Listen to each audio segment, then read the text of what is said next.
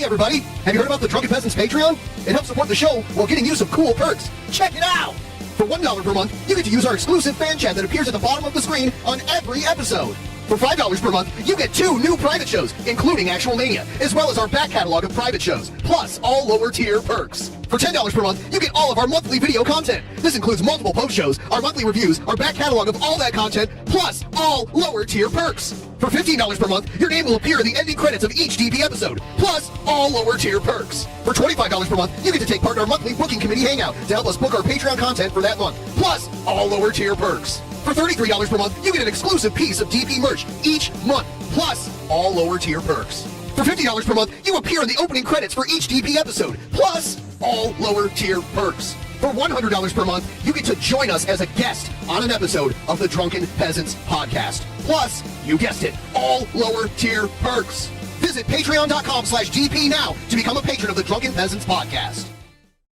In the beginning, there was nothing. And then there was the Drunken Peasants podcast. I gotta get a witness. No! Say, man, you got a joint? No, not on me, man. I don't have facts to back this up. It'd be a lot cooler if you did. That's true. Sometimes I cry. Oh! Lick my butthole, he laughed. From the strangest corners of the internet, here to bring you opinions of the world from an altered perspective. Here are your hosts, the Drunken Peasants. Hello, all of my buttlings out there. Welcome to an afternoon edition of DP. This is a great opportunity to reach an audience that's normally not available when we stream at night during our local time zone.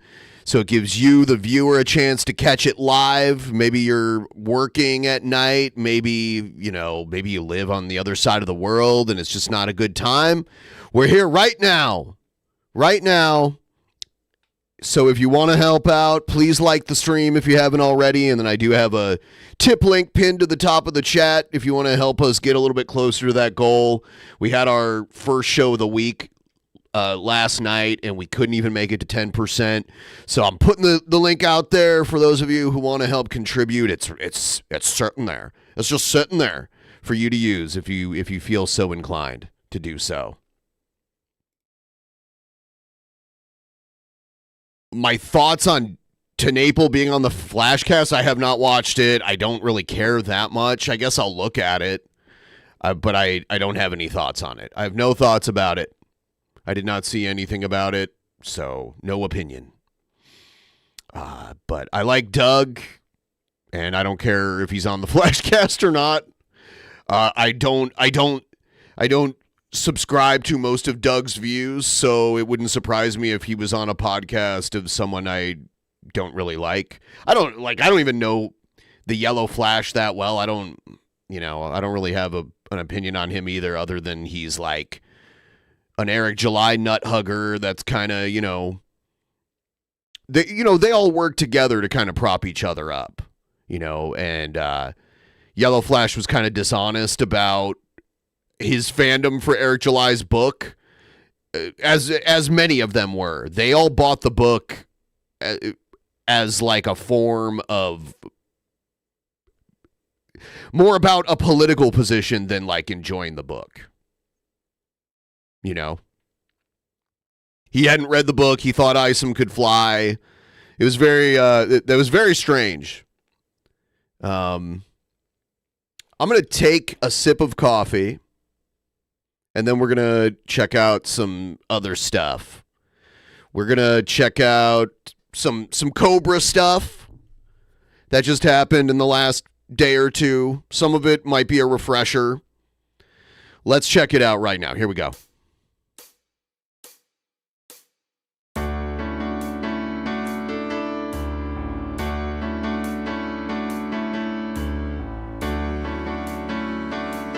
They bought the book to own the libs, but they didn't want to read it. It was too much time to read it.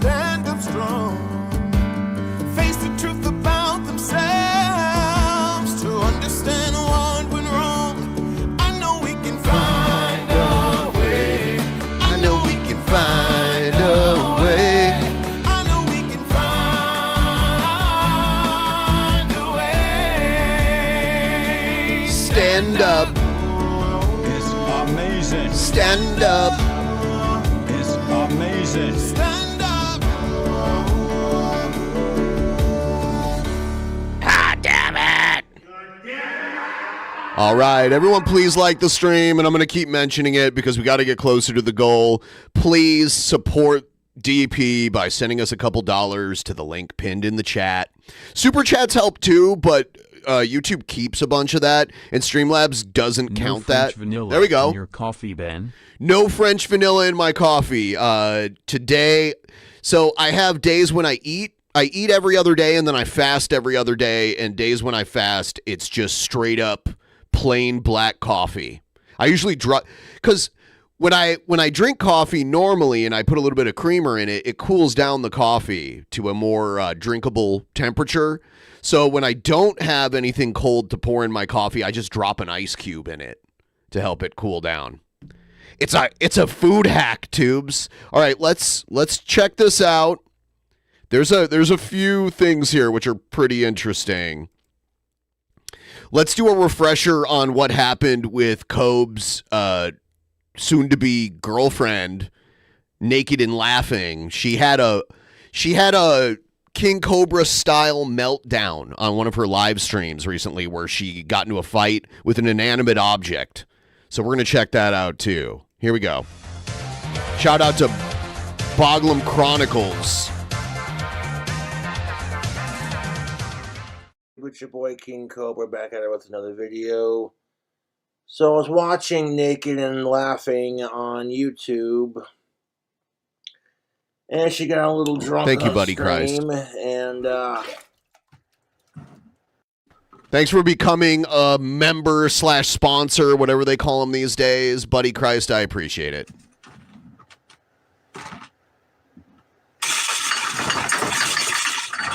I feel like this is acted. I don't think this is really her. I think she knows that if she makes herself seem like her and Josh have as much in common as possible, it'll work with him, because that's how his mind works. He likes reinforcement of the way he is.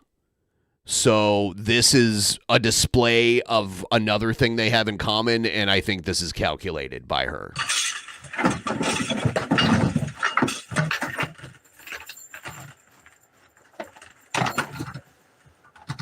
no.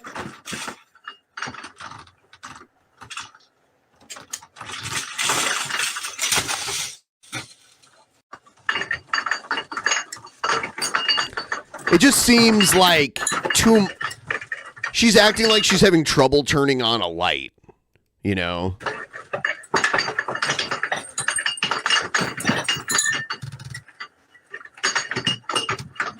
No, T-Bob, I don't put nutmeg in my coffee. I usually just put a little bit of like half and half creamer in it. I don't use sugar or anything like that. But I've had some spiced coffees that were pretty good, you know. So I don't do it personally when I make coffee, but if I go to a coffee shop where there's like fancy coffees on the menu, I might order something interesting.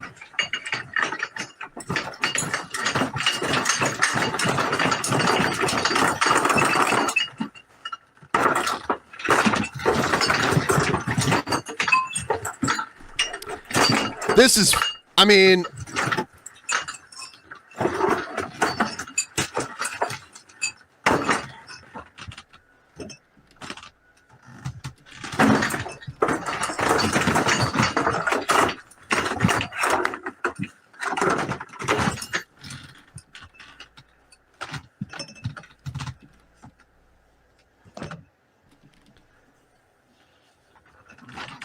it got to the point where the screen... All right, you saw that. I want all of your opinion, if you could please cast a vote. Naked and Laughing's lamp meltdown. Real, fake, or unsure? And we'll see what you think. You just watched it, and watch Cobra's reaction to it. For her YouTube was not showing anything, and she wasn't appearing back on camera, so I called because I was concerned. Okay, because I cared. So he called her. He saw the meltdown. She knew he was there watching, and that got him to call her right away. I called her 4 times on audio call, didn't pick up. 5th time I called, she answered. She managed to get back into bed. And she was definitely drunk and needed to sleep it off. Yikes. She couldn't see me too well. Oh, yeah, those the toenail. She had drunk vision. Ugh. Yeah, it's the lack of basic hygiene is an issue. You know, clipping your toenails, brushing your teeth, washing your clothes, wearing deodorant. I mean, like, that kind of shit. Tactical soap is not deodorant, by the way. It's not gonna, like, prevent sweating and the odor caused by body secretion.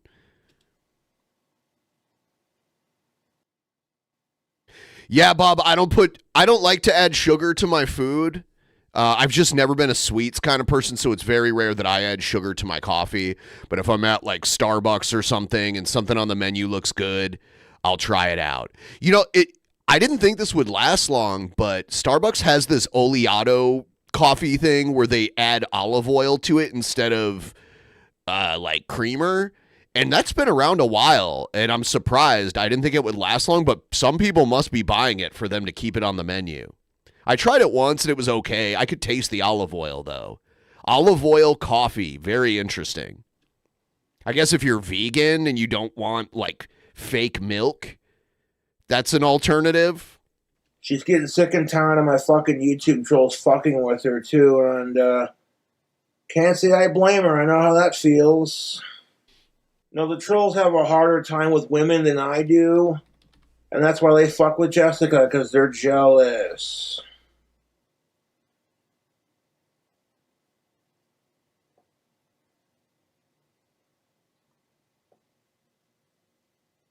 Yes, I'm going to show it because you guys are like, what? Olive oil coffee?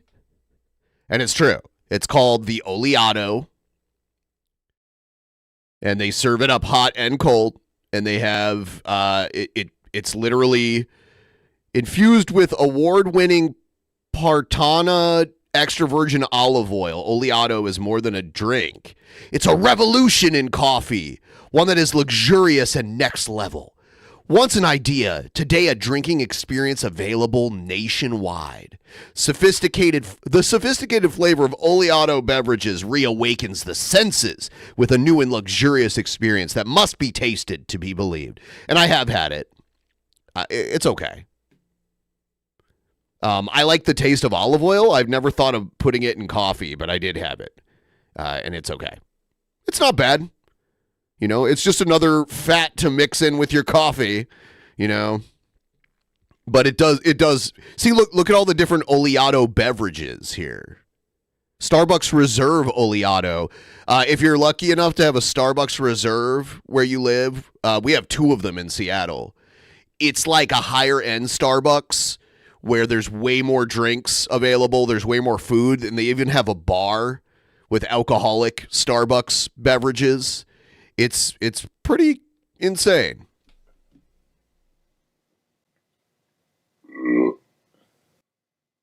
Excuse me. Yeah, T-Bob, I don't know. You could probably teach King Cobra a thing or two about personal hygiene. But I did manage to get a hold of Jessica, like I said, and check up on her. She's doing all right. She just feels like shit and is sleeping off. If I didn't care, I wouldn't have bothered calling. And chat was concerned, too, because she was drunk. She didn't seem drunk. She just seemed like she was acting. She gets a little bit like me when she drinks too much. I see it. See, man, he's a fiddle, and she's just playing him, right? Like, if you reinforce Cobra's identity back to himself, he'll respond to that. And I genuinely care about her, otherwise I wouldn't have called. But she literally said she felt like shit.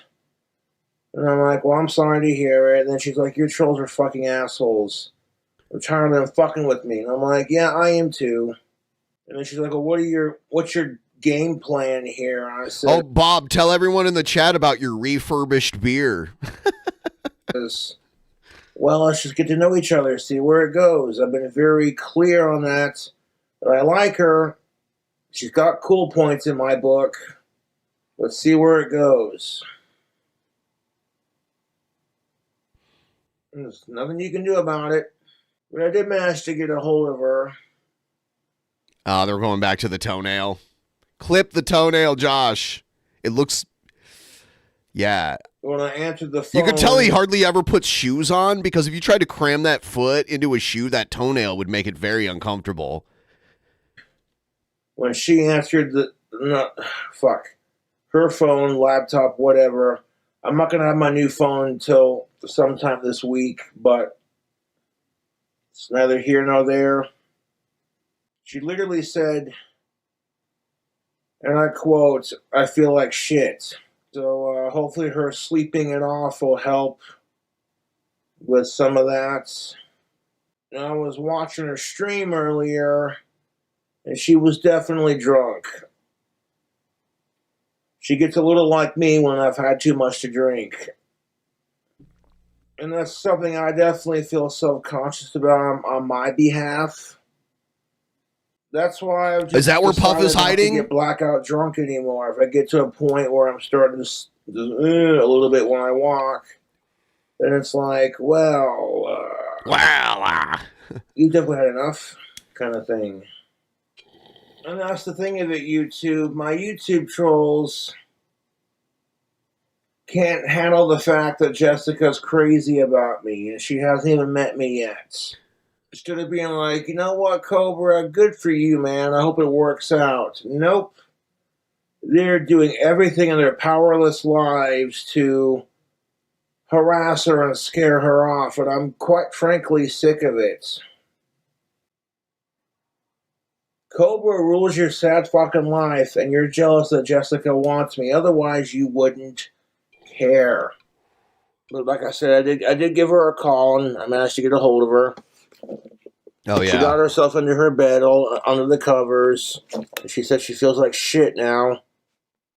All right, so that's the first one. We got two more. Here's the next one.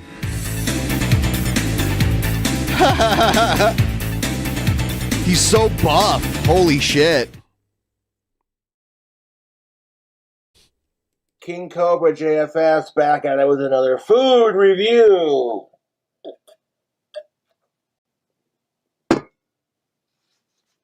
I ordered some Arby's.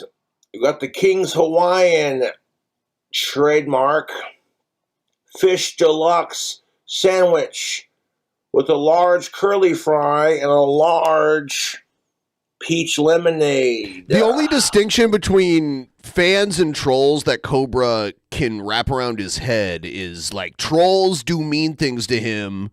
Fans tell him what he wants to hear and sends him booze and stuff like that, or food he actually wants to eat. That's really the only distinction. Holy shit. We're going to get to this later because delivery costs are getting out of hand in many places. But yeah, that's crazy. Almost $25 for a fast food meal. And then the poor bastard that delivered it to King Cobra, no tip. Poor bastard. Oh, Arby's curly fries are my favorite in the fast food game.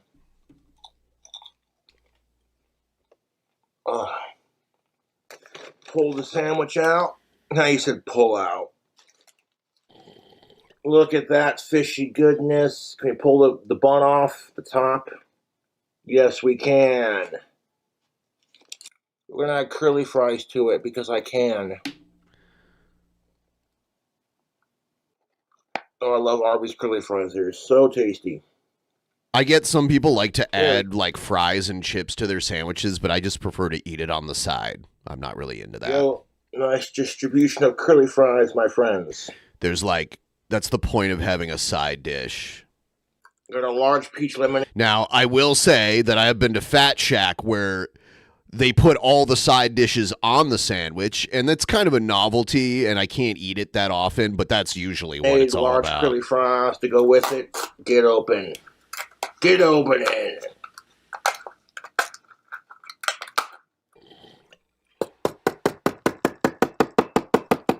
Bobby Two Hands, I missed your donation. Let me see. I just saw it in the replay here. Let's check this out. Recent event. Oh yeah, there was no message with it. Okay. Yeah, thank you, Bobby Two Hands. Feel free to keep them coming, guys. We're doing this early stream right now, early to maybe get some donos from people that normally watch the show but don't catch it live. I'm going to close the poll now. The majority of you think it's fake at 49%.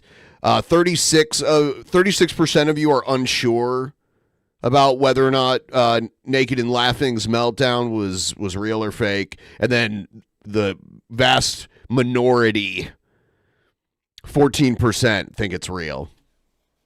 I got one more food review planned in the works, and I might do that later if I get hungry. King's Hawaiian Fish Deluxe.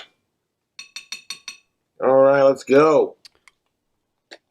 I've made beef sliders on the little King's Hawaiian rolls, but I've never had a fish sandwich. Curly fries. Let me know them with a like or a comment.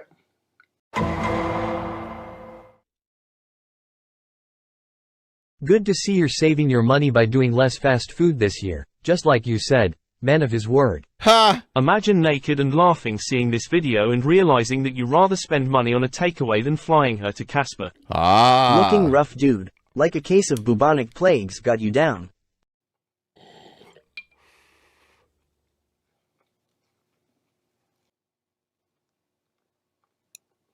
Everyone, please like the stream if you haven't already. I appreciate it.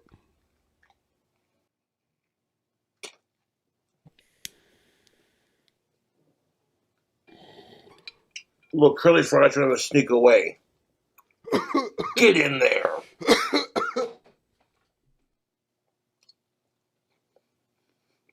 I like fish, so that was pretty tasty. Overall, I'm going to have to say that meal is getting the King Cobra seal of approval.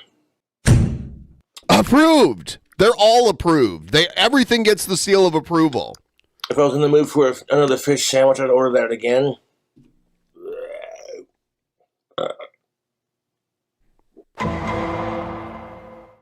When we get to the Lenten season, every place has their fish sandwich or whatever.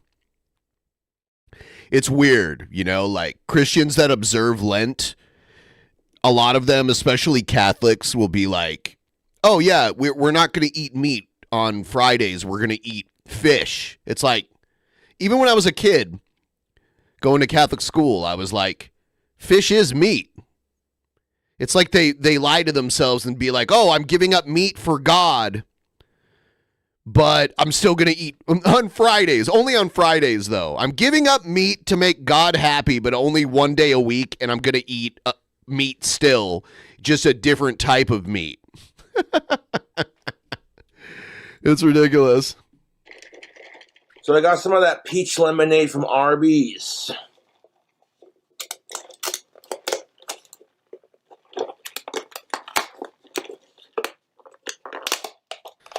Bear with me for a second.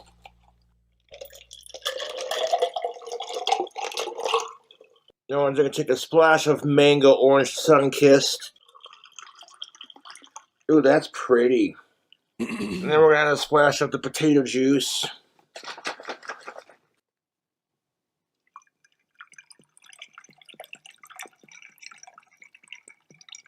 It's like the weakest form of fasting I've ever seen for any religion.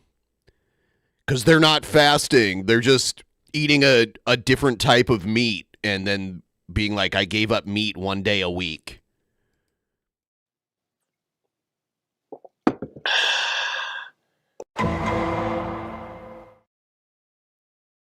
King Cobra back at it with another drink combo. Why does he keep doing this open shirt thing?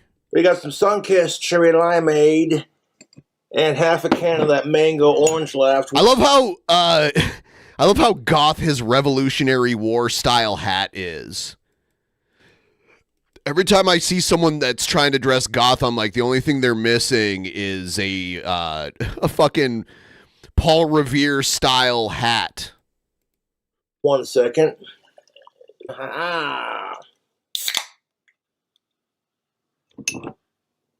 Like, goddamn, you need to open a fucking bar with these drink combos. At the Cobra's Cantina. Remember when the members of Sisters of Mercy were wearing these hats? Yeah. Although not as tasty as the last one I made.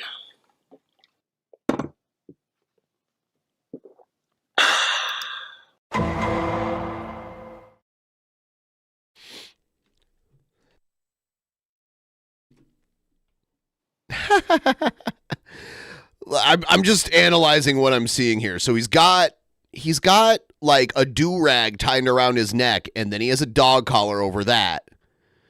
And then I guess under both of those, he has this long necklace that goes down to his chest, and it has like skulls. Okay. Fuck the trolls. What up, YouTube? We got one loaded beef nachos, everything on it.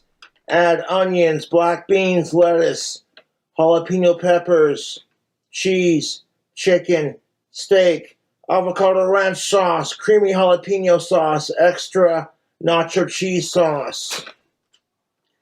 I notice when Cobes is really drunk, he'll keep repeating all of the ingredients in the food that he's eating while he's eating it. he'll be caught in like a food hack ingredient loop. We have a nacho cheese Doritos Locos Tacos Beef Supreme Taco with everything on it. Add onions, black beans, 3 cheese blend, jalapeno peppers, chicken, steak, avocado ranch sauce, creamy jalapeno sauce, and extra cheese. $36.20. Jesus Christ. I want to eat the. I remember, about 7-8 years ago when ordering food was slightly more expensive than just going and getting it yourself. You had some fees for the service of the delivery, and then you had a tip. But now it's just out of control. And I realize a lot of that, and we'll cover that later because I have this news story about why delivery is so much more expensive. Interest, so Cobra is feeling sexy again, and he's showing what he's got. He's showing what? Yeah, he's flaunting his shit. He's kind of changed his look a little bit, but yeah, a lot of the reason why delivery is so expensive now is because a lot of local governments have mandated a living wage for food delivery workers, but I don't think they're taking into account the tipping that they were getting, and now the price of it is so expensive, they're going to get less work because of it. The Doritos tacos first. These nachos are definitely loaded. Booyakasha. Because in Seattle, they changed... They added all these fees to food delivery services to try and make it the equivalent of, based on averages, make it the equivalent of making the minimum wage in Seattle, which I think is like $18, $19 an hour. So they're going to get less business. I think we should just eliminate tipping make it, anyone can tip if they really want to, but the like social expectation of tipping, get rid of it and make wages higher. But now I'm expected to pay the higher wage and tip. It's like, don't make me tip. The employer should be paying them more, not the customer. That's how I feel about it. Motherfucker. Oh, look at this saucy fucking mess. Last time I got this, it didn't fall apart like this in the wrapper, but You're stuffing all these ingredients into a Doritos taco shell. That's going to be tricky. Some businesses do that. There's a few businesses that did away with tipping and they just charge a service fee, which is a flat percentage on the overall cost of the meal. That's something that happens. All this cheese and shit on the wrapper. We'll address that issue. This taco shell's a little saggy. Oh, and it's falling apart from all the ingredients. Son of a bitch. Yeah, he overstuffed these tacos. He ruined it. He turned it into look, and now he's got to eat it he's got to double-hand it. That's the problem. A lot of ingredients. This is the problem with adding too much shit to your food. Too many ingredients. It makes it inedible. There's things that are supposed to be dry and things that are supposed to be not dry. And they can make the dry shit soggy if you add too much sauce or whatever into this taco. And then it just falls apart. All the grease and sauce made it soggy and made the shell fall apart, so that's my own bad.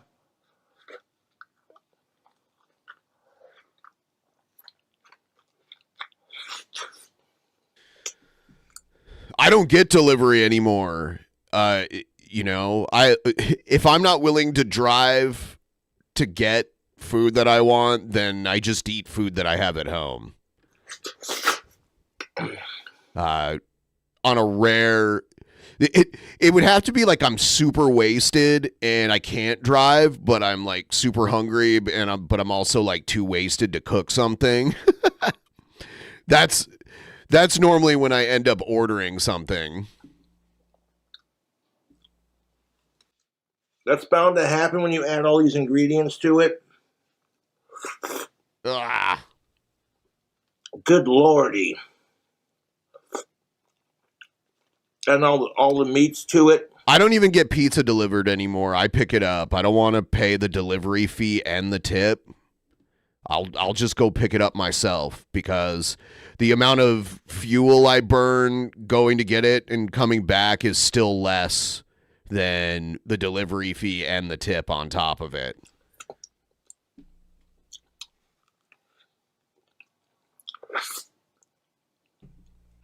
But there's a lot of stuff on the shell here, or on the wrapper, I mean. Let not go to waste. I don't need to get delivery because I have a car, so I shouldn't need to get delivery. I'm just lazy if I get it, or drunk.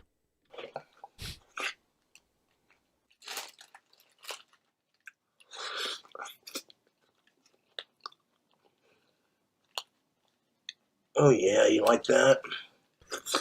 Oh yeah, Taco Bell. Yeah, I refuse to tip for everything now. The fact that every place asks if I want to tip, I just can't. I cannot afford to tip. I'm paying higher prices for everything, and then I'm expected to tip a percentage on that higher price for everything, stuff that you never used to tip for. Yeah, that has to stop.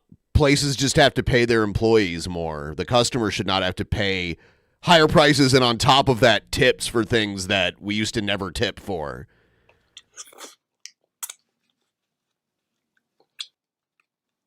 Pick that pretty clean. The beef loaded nachos, King Cobra customized. Oh shit! Ba-boom, ba-boom, boom. Let's go. These nachos are delicious, YouTube.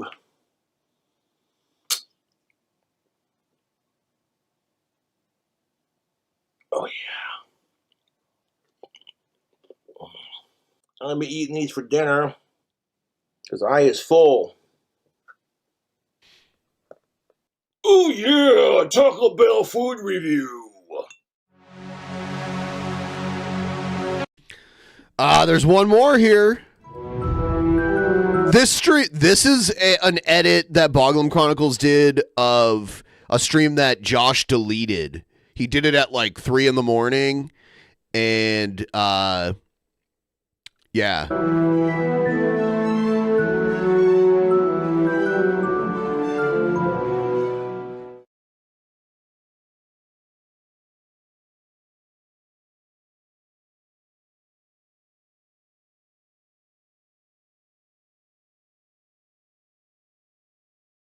What is up, fellow YouTubers?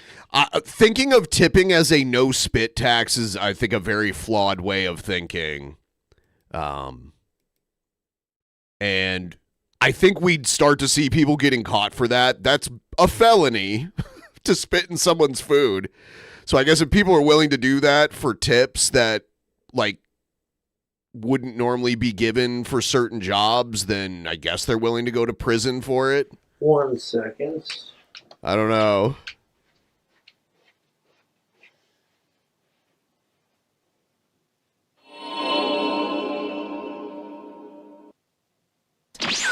Greetings again, fellow YouTubers. This is a wand that I made. Where I grew up, tipped employees made less than the hourly minimum wage. And that's why you tip them, because they were making less than the hourly minimum wage. Some states don't have the tipped minimum wage and some do. Which is weird. I don't agree with the tipped minimum wage. I think it should just be a solid hourly wage. Well, it doesn't mean much. Not some weird loophole where it's like less. Anyway, I'm done talking about fucking tips. I'm done. I don't want to talk about it anymore. Digress. There was a video by a YouTuber called The Kennedy Studio, and they made a video called Severus Snape. Anything. Okay, this is the last fucking thing I'm going to say about tipping. Mr. Emo Taco. Interesting that Ben, a person who lives off tips, doesn't believe in tipping. I don't work for like a company that is required to pay me a minimum wage and also expect tips.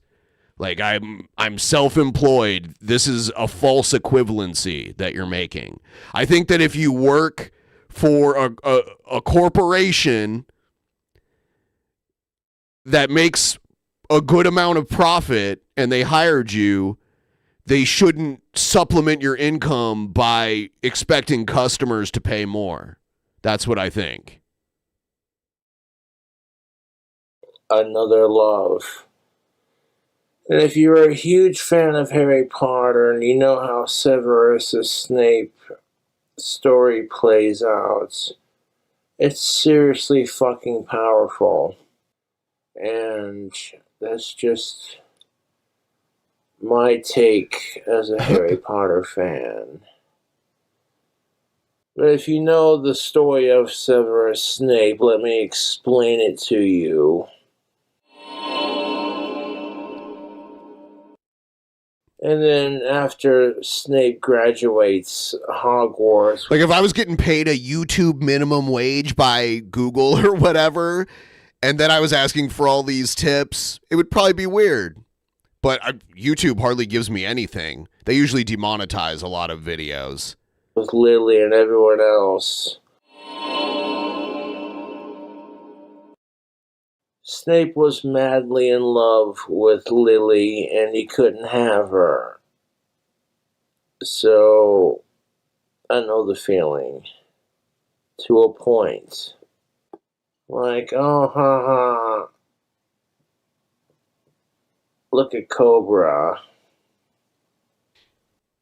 I've had several women I couldn't date. Oh, yeah, he almost starts crying here. People are saying, is it Duster or pills? I don't know. He doesn't really... He's not slurring his speech as much as usual. And to watch them date assholes and get their hearts broken. And they never give me a chance. And all I can do is sit and watch silently while the women that I care for get their hearts broken. There's nothing you can do about it. except let them make their own mistakes. Snape is what you'd call a double agent. Harry Potter preaches that love is the most powerful magic. What is he? I would digress personally because I feel like love is an overused concept. But that's just me being bitter about my own circumstances. But when you read the book, you don't see it coming till the last book.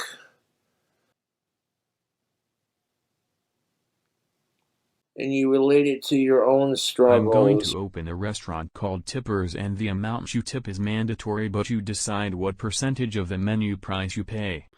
Wow, that seems very complicated. Maybe it's more simple in reality, but the way you just described it and the way I took it just seems very complicated. But yeah, try it out. It could go next to Shooters, Lauren Boebert's restaurant, which actually I don't think exists anymore. But that'd be funny. Tippers and Shooters. Because every woman I've liked has rejected me since 4th grade. And there are women I've tried to care about, but... There are women I've tried to care about. He's so sad. It backfires and gets thrown in my face. It's so bloody powerful. And I'm not saying that. He uses British swear words. And... It's because he's, 80% British? The sense of... magic, but emotionally powerful. It showcases what a brilliant author J.K. Rowling is. It's not fair. I'm so bloody sick of it. All the stupid shit in our society.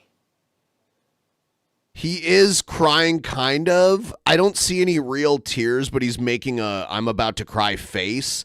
I don't know if it's real or not. Some people, when they get super wasted, which he seems like he is, I don't think it's booze, though. It might be something else. But some people, when they get super wasted, get more emotional, negative emotional. I'm sorry. He was talking about fucking how Snape wanted Harry Potter's mom, and it triggered something in him to start getting emotional. The reality of what we're going on in this fucked up society that we live in, the people who can't figure shit out for fucking shit. If you haven't read Harry Potter, you don't fucking know the whole story if you haven't read it. But if you've read Harry Potter, and you know the series like the back of your hand, and you've had shit luck with love, and people are just fucking assholes, you'll watch this video and it will hit you like a ton of bricks.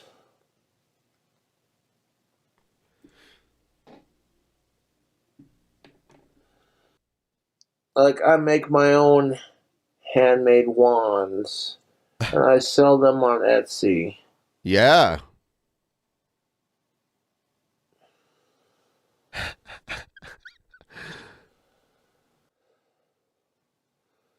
Professor Snape is one of my favorite characters next to Voldemort.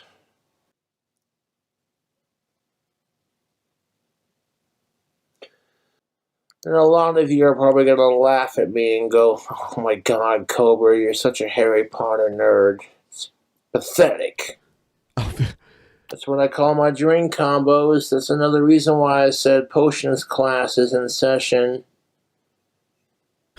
It's because drink combos are really a form of potions chemistry. I like how he equates what he does to make it seem magical. Is a form of potion making. So magic does exist in the real world, just like it does in Harry Potter. You just gotta figure it out and realize it's not exactly like the books, but it is there. It's liquor, beer, energy drinks. He probably thinks his meads are alchemy of some kind.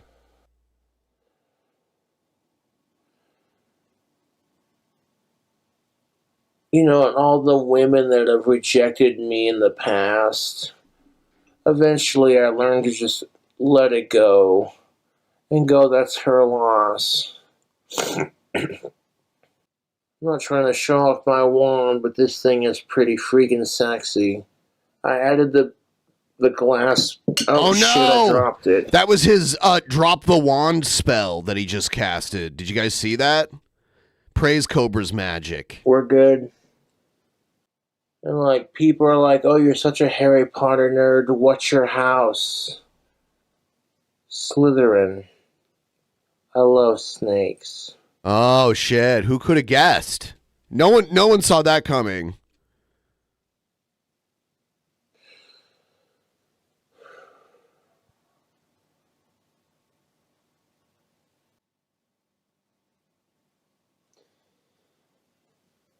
This is a beautiful wand. I'm never going to snap it.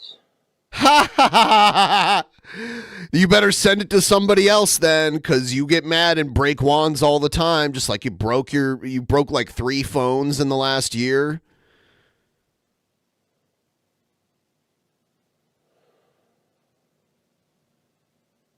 Harry whips out his wand and goes...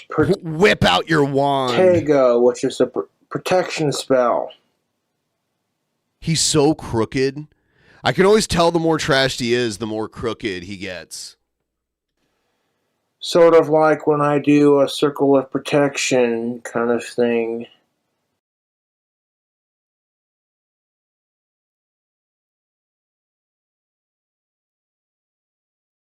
Look at him. Yeah? What you doing? You gonna cast something? God, he does look... Maybe he was Huff and Duster again. I don't know. Here's the thing of it.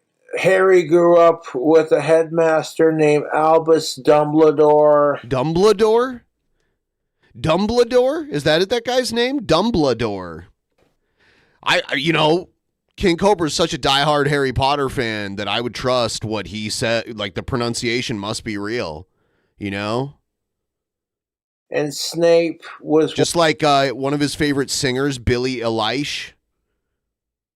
One of the bravest characters in the series. That's exactly what I admire about Lord Voldemort, is the fear he would strike in his enemies. I'm going to put this up. 1 second. So we can see... If you're not going to keep your fingernails nicely painted, you should at least clean off the little specks of chipped nail polish, right?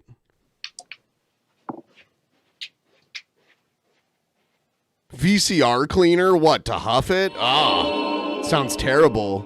Ooh, that sounds like a Star Trek transporter sound. Magic is very much real, but it does not exist like it does in Harry Potter. It's real, but it doesn't exist like it does when you think of magic. That's what he's saying. Otherwise, I'd have too much fun with the Cruciatus Curse. My enemies would get their souls sucked out by a Dementor while they're getting... No, Star Trek is not my Harry Potter. Well, at least not like how Cobes views Harry Potter. Like, I don't think Star Trek is real. And I don't think that if we met aliens from other planets, they would be so similar to us like most of the aliens in Star Trek seem to be. Sectum Sempra and a Cruciatus Curse. And right when their soul is completely sucked out, I would relieve the other 2 curses on top of injecting them with basilisk venom. And it'd be just enough to give them an inch from existence. My YouTube trolls ought to be lucky that Harry Potter isn't real. You'd be getting Sectum Sempra, Cruciatus Curse. You're lucky, trolls. Count your blessings that Harry Potter isn't real, because he'd be zapping you with some crazy spells. You wouldn't even know what hit you. Basilisk bites. And having you'd have a basilisk bite you. Your soul sucked out by a Dementor. And even after I've relieved you of your soul being sucked out, and I've relieved you of the basilisk venom and everything else, I'd be like, well, the Cruciatus Curse would be just my own personal amusement. Watching you wither on the ground like the pathetic little worms that you are. And I'm like, that is just a cold and cruel fantasy, and I have to acknowledge that my trolls are more miserable than I am, and I cannot do Harry Potter spells like they can.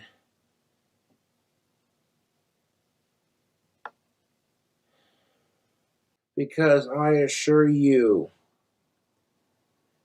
that I would be more powerful than Dumbledore and Voldemort combined, and more terrifying than Voldemort.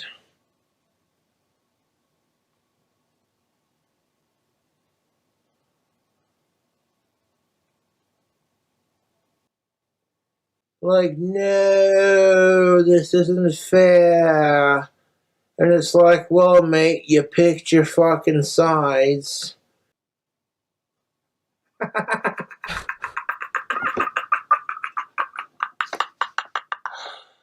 Oh my God. That was frightening at the end there. All right. What is this all about?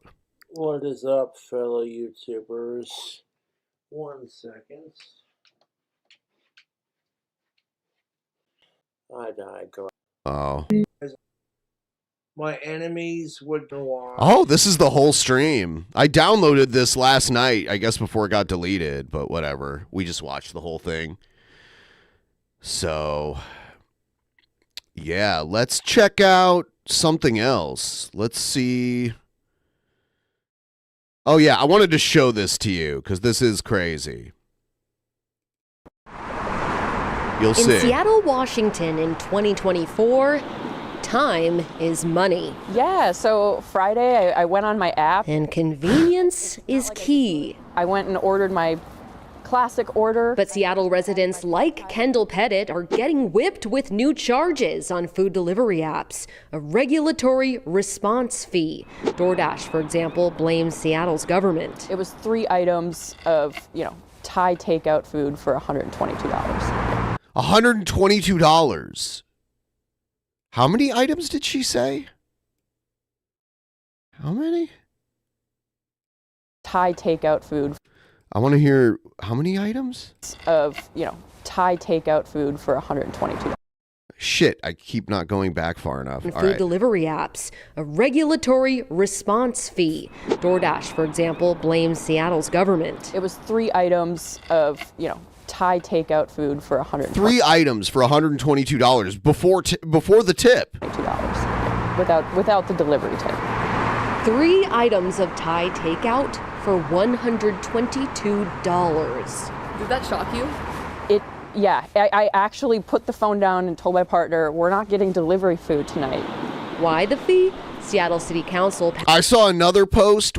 Someone in Seattle ordered a bowl of soup, and it was like $50. Passed legislation to help provide a livable wage for full-time app-based. I mostly cook at home, and if I do want food from a restaurant, I either go there and eat there, or I go and get it and bring it home.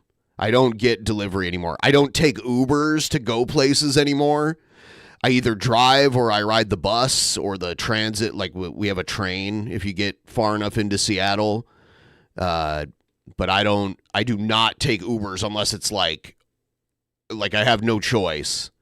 delivery drivers like Wei Lin. The Seattle orders help so much. Lin loves it because he's making more now. So he's making more money. This is the good side to it. Each delivery, which is good. Apps like DoorDash, however, they're throwing city council leaders under the bus, saying. But I personally will order delivery way less. I don't live in Seattle, so I don't. I'm not dealing with this specific increase. It did increase, but not like this in my area. But it's still too expensive. They expect a loss in revenue for local businesses. But again, what about the consumer? So I ordered like a $12 sandwich, but then the $12 grew to $32. Maha Below shared her recent experience. It like doubles the cost of whatever on you. The Uber Eats app. My eyes almost bulged out of my skull. She says if she feels this way. Oh, well, I just deleted the app. I exited out of the app and I just deleted it. What about Seattle's elderly? Right down the street here is a home for people with disabilities, and I know they get delivery all the time. I mean, what did they do before delivery was so accessible? Pettit worries. Because I mean, like Uber Eats and like a lot of food delivery stuff. I only remember starting within like the last decade, like the last 10 years. I'm sure it existed before, but it wasn't as common. You know, with the rideshare services, there was a whole new emergence of them. Is like this make Seattle even less livable for many. The regulation is designed to let Seattle's delivery drivers make the equivalent of Seattle's minimum wage or more. The two Seattle City Council members who championed it are no longer on the council. That's funny that they're not on the council and then it just became law and they're not even on the council anymore. And Lisa. Seattle's minimum wage is $19.97 per hour. But the cost of living is pretty high there. Reporting live in Seattle tonight, I'm Maddie White, King 5 News. I wonder what let's see. Washington State has the highest minimum wage for any state. It's currently $16.28 per hour. So even if you live in because we have almost like desert areas, and then there's, like a 6-hour drive, you can get to the other side of the state, and the cost of living is way different there. The weather and everything's pretty different out there. It almost doesn't even feel like the same state. I'm gonna do a bathroom run, and then I'll be right back, and we'll watch some more stuff. I'll be right back.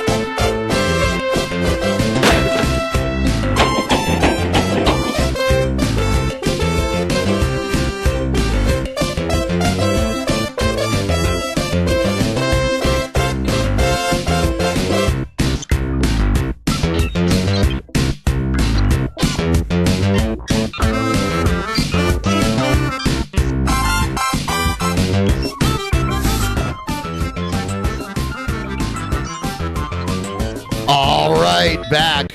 I stopped the dimensional merge. Everyone, please like the stream if you haven't already. If you want to help us out with the goal, do us a favor. Send us a couple messages live. They'll be reacted to here live. We have another show tomorrow. It's our first show of February 2024. Jeff Holiday will be here. Yeah. Also, please join the Discord and send us some video suggestions. Looking for new stuff to watch on the show. Don't want to just do the Sturgis. I got bored with Kendall and Sturgis, so I'm kind of like moving away. I'll still watch them from time to time. I have one today that was funny.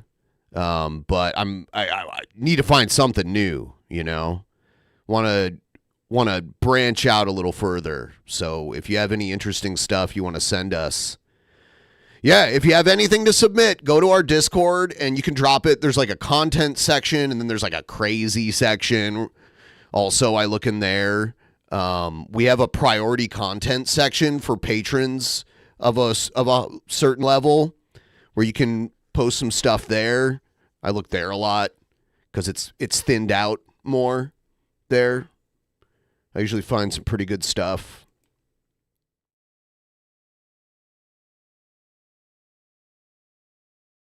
We are going to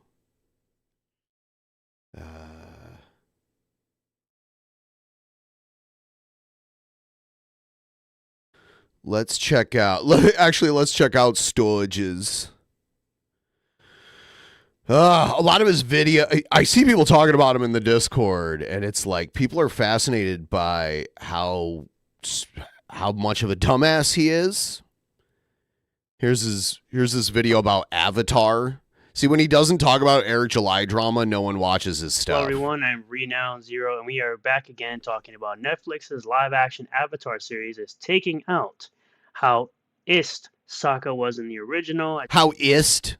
You can read it there, what the word is. You can read it right there. I don't need to say it, bud. You can read it. In the animated show, apparently, were iffy. As someone like Tyler would say. Yeah. These videos, they're more palatable because he doesn't shill for weird comics at the beginning. Let's dumb things down for a, quote, modern audience and take away the growth of his character. His respect for the Kyoshi warriors was due to the fact that he was super ist to them, got schooled, and then humbled himself. That humility led to his training with them. So we'll read this article here from Variety. When Avatar Last Airbender makes its live-action debut on Netflix, because of course it's Netflix, the network that took out He-Man from the He-Man show and didn't make Geralt the main character of the Witcher series, which led to Henry Cavill leaving to do Warhammer with Amazon. Next month, Sokka's ism. He's so butthurt when he has all of these issues with all these various franchises, and he's just...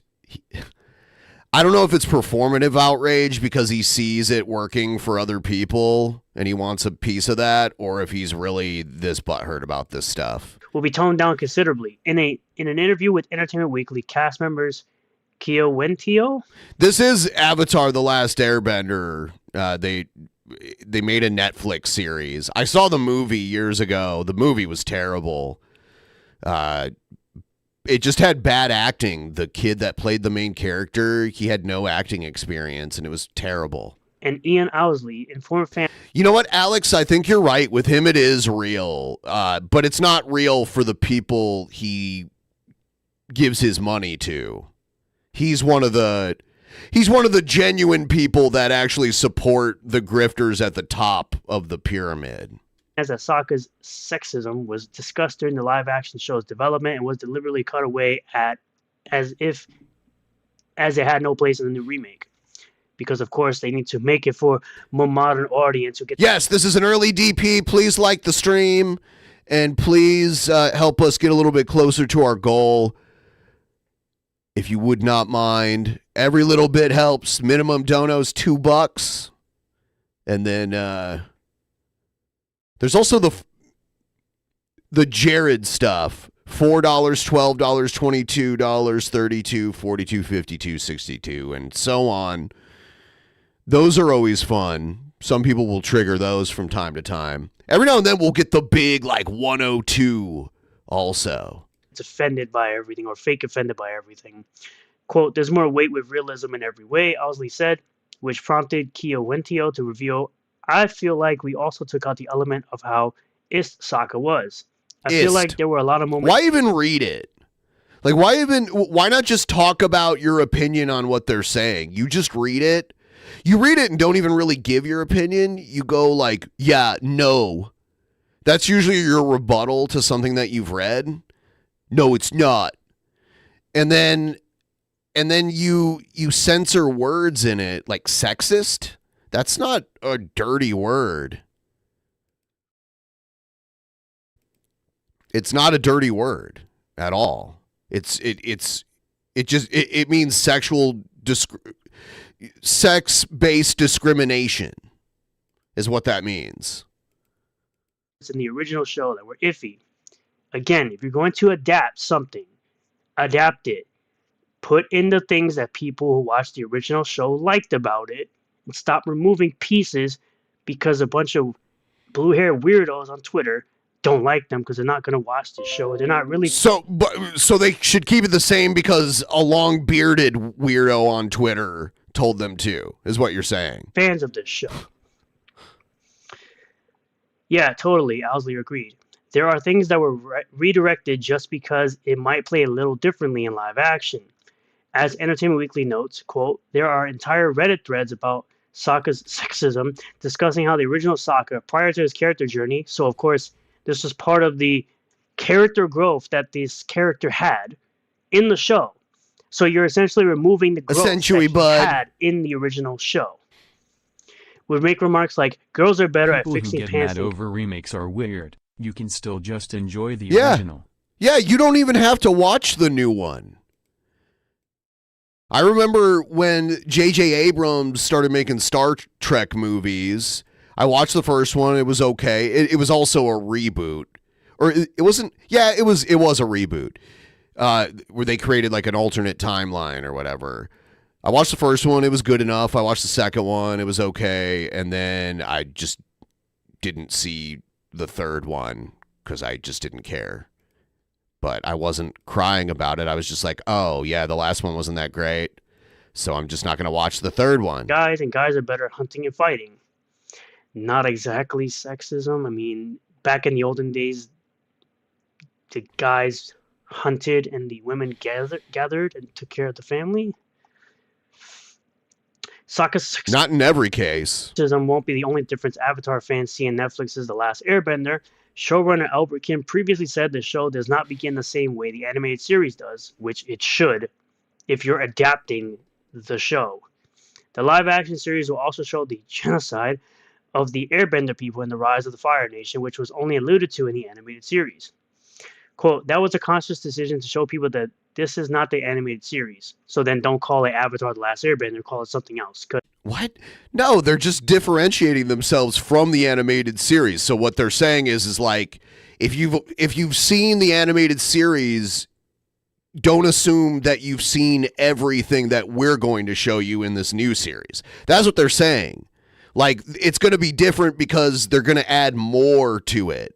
And things that were only alluded to but not shown, they're gonna do a live action depiction of that event.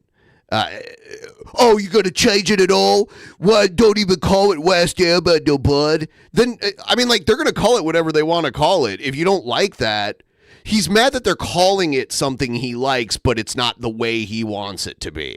That's what he's mad about. Where he could just as easily ignore it. Because if you're not gonna follow the storyline of the animated series, don't make it. Kim said, we had to sometimes unravel storylines and remix them in a new way to make sense for a serialized drama. So I'm very curious to see what will happen in terms of reaction to that. So you just want people to react to it and not be happy with the product of a live action version of Avatar The Last Airbender, which, in all honesty, live actions don't need to be made. People could just watch the original anime. And you don't need to watch it. I mean, they're going to do it's corporate media. They know people are going to want to pay to see it.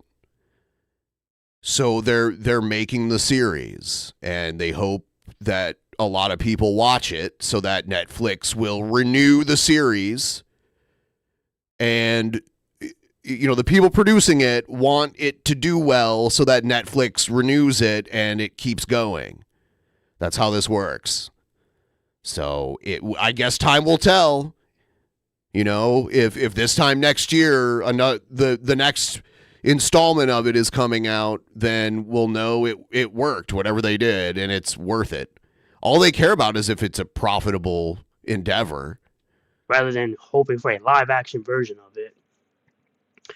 Avatar The Last Airbender creators Brian Konietzko and Michael Dante DiMartino spent 2 years developing a live-action adaptation for Netflix before they shocked fans by announcing their exit due to creative differences, which left Kim as the sole showrunner.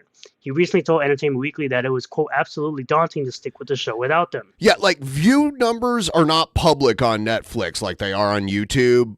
So your only real indication of whether or not something is successful on Netflix would be if it has several seasons, or as far as movies go, if they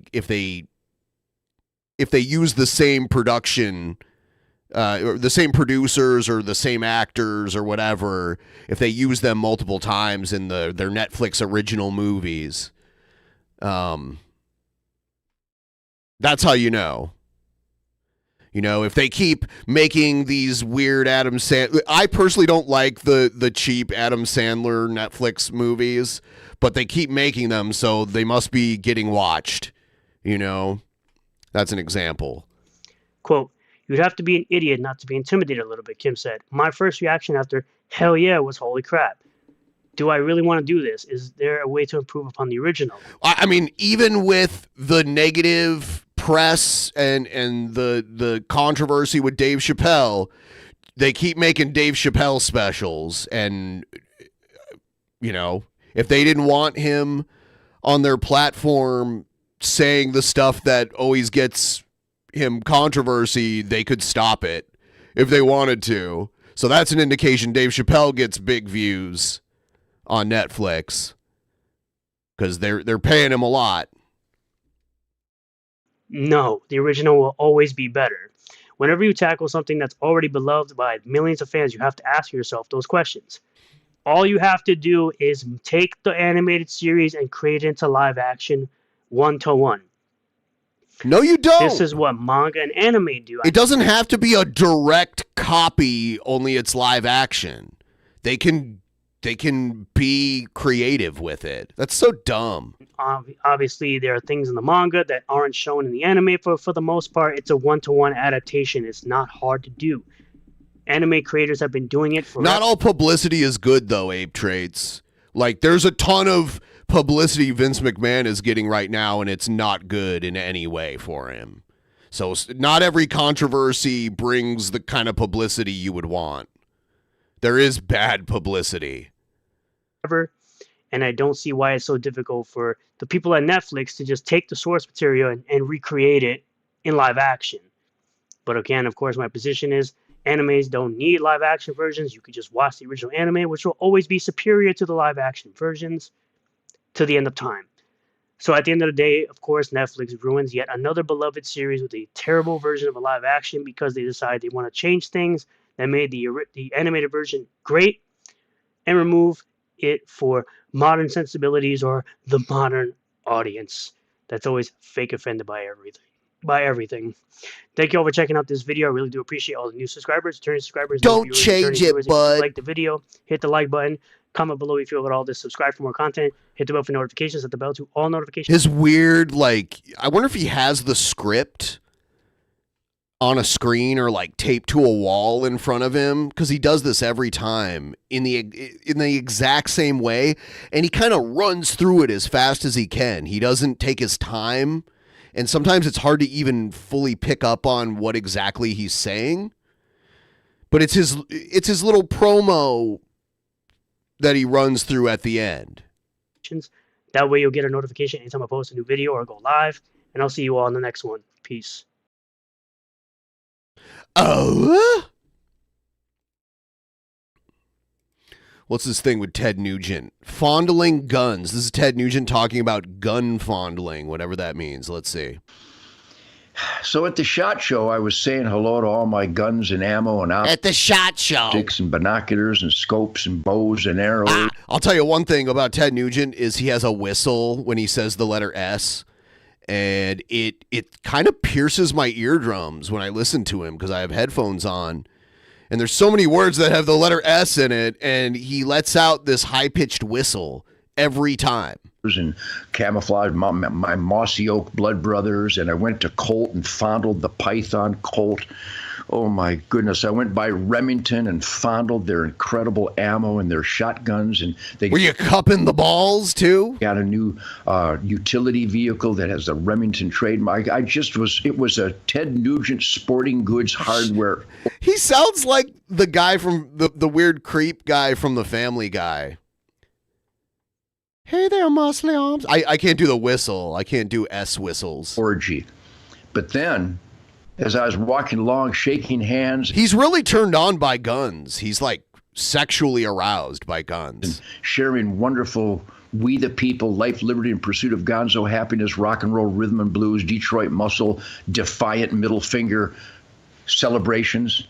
I went by a big exhibit that said alcohol, tobacco, and firearms. And I said, hey, hang on a second. I'm going to visit these guys. You're going to talk to the feds? I asked them in their nice, coiffed, groomed three-piece suits. I said, gentlemen, what in the hell does alcohol, tobacco, and firearms have to do anything? And I was wondering who the hell you think you are. It's the Federal Enforcement for Alcohol, Tobacco, and Firearms. They grouped them all together. They'll probably add cannabis to that eventually here, too. That you have authority over an agriculture product, a beverage, and my God-given guaranteed right to keep and bear arms. You can't possibly think you have authority over that. Now gather your thoughts and give it your best shot to answer me. How do you believe you have authority over alcohol, tobacco, and firearms? Now, let me give you a little tip. Because they do. They do have authority over it. Challenge their authority and see what happens. You don't. You know, I think Chuck Schumer married a man. Okay, you're a jerk. I know Barack did. Because they're against... he's claiming he's on the whole Michael Obama thing. Americans... Not surprised. Look at him. Look at this dude. You know, he's a multimillionaire, and he chooses to dress this way. Oh, God. He's wearing a snap-on camo work shirt. Producing more Americans, so that's why they want jihadists from the Congo and Nigeria and Somalia and Syria and Afghanistan, military-age jihadists. That's why Joe Biden has the open border of African jihadists. It's just weird how, you know, the main reason we know who he is because he had some success in the music industry. And now it's like his public persona is way more about his wacko political views than his music. And yeah, I mean, the style of music he did has fallen out of fashion, you know, so that is part of it. This was his next logical step, but it's just, I have enjoyed Ted Nugent's music throughout my lifetime, but I just think he's a psycho. I think he's crazy. Middle East jihadists invading our country. Those aren't migrants. Migrants come from the neighboring countries to work, and they come legally. Those are not immigrants. Those are invaders. Look at these guys. Invaders. These are the guys that are they're not doing a good job. Kill you. Well, that's outrageous, Ted. Except they've already started. They?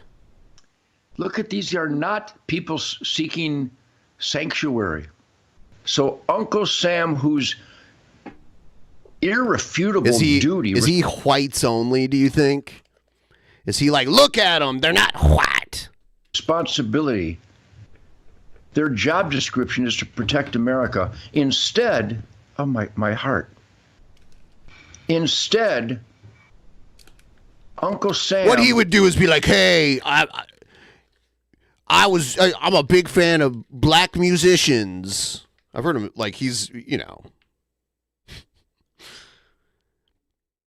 He likes his musicians that are not white, but not like people trying to enter the country. You know what I'm saying? He likes his entertainers non-white.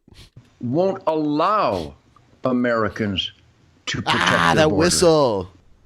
See why you need me right now? It couldn't be more He's from Detroit originally. There was a huge, there was a lot of rock music coming out of Detroit, like 60s and 70s, like Alice Cooper and MC5. There was a lot of good stuff coming out of there for its time. And he was part of that, like in the later part of that, latter part of that. Is that the way you say it? Latter. The Stooges. Yeah, that's another one. I have this new logo somebody sent me. I think my mechanic, Todd Jacobs. It's got But I don't think he lives in Michigan. He might have. I mean, he's rich. He has a house probably in Michigan too. But I think he moved to Texas, I believe. Of barbed wire that says "Come and take it." It's like a barbed wire version of this. Which, by the way, go to tednugent.com. I signed another 1,000 of these. You can get these at tednugent.com. You wear that and your spirit will be fully erect. But anyhow, so our government not only refuses to perform their moral obligation to secure the border, our government is so anti-American, this snake devil in the White House. Well, you're supposed to respect the office of the president. Wouldn't that be nice if they earned it and deserved respect? This guy, I don't think that's Joe Biden. If we showed a picture of Joe Biden 10 years ago and 20 years ago in the current picture, that ain't the same guy. I mean, he's just way old and probably doesn't have a lot of time left. We've never had a president this old before. What kind of mask is this devil wearing? It almost looks like Botox. What a scowling negative prick. Okay. I think it's just he's really old. It's definitely the same guy. Is he trying to start a conspiracy theory that the current Biden is somebody else? I mean, you could do the same thing with Trump. Even watch The Apprentice. Trump was way more put together. Or watch an interview with Trump when he was a young guy. You know, when he was in his late 20s, early 30s, he was doing a lot of interviews. Trump was way more, he was way better spoken. And there wasn't a lot of like, it's fabulous, it's the best. There wasn't a lot of that kind of stuff. He would actually directly answer questions, and I just noticed it. What is this? Oh, this guy. The Black Pill Joker, Marshall Mathers IV, whatever you want to call him. Hey everyone, it's Darth Nihilus here back to you today with another video, and today I just wanted to take the time to talk about the fact that working out and self-improvement is for normies. And the reason why I say that is because both working out and self-improvement is for normal people. I mean, let's just be honest with ourselves here. Working out and self-improvement, regardless if you're a man or a woman, is for people, normal people to be exact, who still have hope that their lives will change, that their lives will get better. Yeah, this guy's also from Michigan. That's true. Yeah. And then there's Honest Red. Just think about that. The trifecta right there. Prove if they go the route or... There must be something in the water there. Oh, wait. Oh my God. Path of working out and self-improvement. And I think that shit is lame as fuck. I really do. I mean, both equally working out and Honest self-improvement. lead. Honest lead. Oh my God. But seriously though, they need to fix that fucking water in Michigan. Somebody, why hasn't anybody fixed that in Flint? Why is the federal government should go and step in and fix that if there's still lead in the water? Is so annoyingly overrated. And there's already so many motherfuckers doing that in our society, in our culture. And these are, of course, and obviously, normal people. And even if you're someone who's not a quote-unquote normal person or a normie, as us awesome, real, based incel men on the internet refer to these people as normies or NPCs or blue-pilled cucks, which is one of my personal favorites.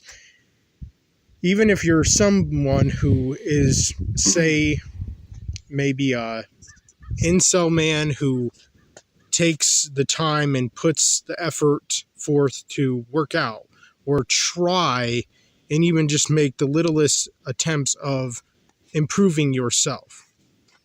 By doing that, even if you don't realize it subconsciously, you're doing it because deep down somewhere in your heart and in your soul, you have hope that you yourself and your life will get better. So just thinking about doing something, even if you don't do it, is basically like doing it. Is that what he's saying? Did I hear this? Is he saying like just thinking about doing it is almost as good as actually doing it, right? Is that what you're getting from this? Or did I hear him wrong? And that it will change. And that you yourself will improve. Or that the world around you will improve or get better. It's for people who have hope that either their lives will change and get better, or maybe or perhaps the world, society. But for someone like me, manifest mediocrity. I am 100% hopeless. I have no hope. I'm completely dead inside. And to tell you all the truth, and I know I've said this in previous videos that I have made and uploaded to my new YouTube channel now, I have stated many times over that I have been hopeless, brokenhearted, shattered. A lot of times when it comes to exercise for me, I'll be on a day where I'm like, fuck, I don't want to do that. Like, I just don't want to do it. I tell myself that the hardest part is just starting to do it. But once you're already doing it, it's not really that big of a deal and it'll be over before you know it. Like with cardio, like if I'm like, oh, I'll do 30 minutes of cardio right now and try to go at a good pace, you know, to work up a sweat. I know that the hardest part is just like putting my shoes on and getting on the because I run on like a machine, it's almost like an elliptical. You know, the hardest part is getting on the machine and like getting started. And then once it's going, it's like, yeah, it's not that big of a deal. And then you just work through it. 30 minutes goes by pretty quick. Torn apart, crushed, and totally and completely dead inside internally for many years of my life. You know, this shouldn't be... I also watch YouTube sometimes when I'm working out. You know, like the machine that I do my cardio on, because I can't do real running. I was ran over by a car when I was a kid, and my left leg is not good for like running on solid ground. So I need something that's low impact. But yeah, the machine I run on is it has like a ledge on it, and I can just set my phone there and watch whatever, zone out while I do the thing. And then I'm all sweaty at the end. I'm like, huh. And combine that with just eating less overall, and I lost weight successfully. Anything new. This should not come, to any of you as any surprise. My workout machine does not have a tablet on it. It's an old machine. It just has like a ledge to set a phone on or whatever. Because I have been this way for a long fucking time now. I have been hopeless, brokenhearted, shattered, crushed, torn apart, and dead inside. Wah! All right, do something about it. Like in the time that you took to make this video, which by the way, we're not going to watch it all because it's 41 minutes long. You could have done something to change that, but you're just making a video whining about it. Ever since I was like fucking 15 years old. Yeah. All the way back in 2012. He always names 2012 is when this changed. Which feels like a lifetime ago because, let's face the facts here, it was. A lifetime ago? No, I think you're still in your 20s, right? Are you like 25 now? So it was like 10 years ago. That's not a lifetime ago. Most people live past 10 years old. When I was a teenager, or when I was still a teenager, that was a fucking lifetime ago. It has been so many damn years since I've been a teenager. So many. Which is exactly why it feels like it has been a lifetime ago. At least to me anyways. Like, some people will say things like, oh, it just feels like yesterday that I was a little kid, or it feels like just yesterday that I was a teenager. Not for me. Isn't he like mid-20s? Could have swore I've heard him say that before. It's never felt that way for me. At all. Whether it's my child self or my teenage self, both of which feels like a lifetime ago because, again, they both were equally. No, they weren't. And my childhood, when I was a little kid, was even more of a lifetime ago than when I was a teenager. Because when I was a kid, that was even... A lifetime is like 60, 70, 80 years, usually. You're talking about 8, 9, 10-year periods. Your thinking here is flawed, and that's part of the problem. More long ago than when I was a teenager. And, I have been very black-pilled and negative and dark-minded ever since I was a teenager. I didn't identify as an incel until I was a 20-year-old virgin. Because you read about it on the internet. That's why. That's why the internet can be a problem for some people. Like, if he didn't have the internet to, to fall down into this, he either would have just, kept to himself, or he would have changed something about it. Starting and beginning on February 12 of 2017, which is the exact month, day, and year that I turned 20 years old and still, unfortunately, was a virgin. And ever since that age, I have felt extreme incel rage at. Extreme incel rage, and I have seen freakouts from him before. My dark thoughts and my dark, twisted mind became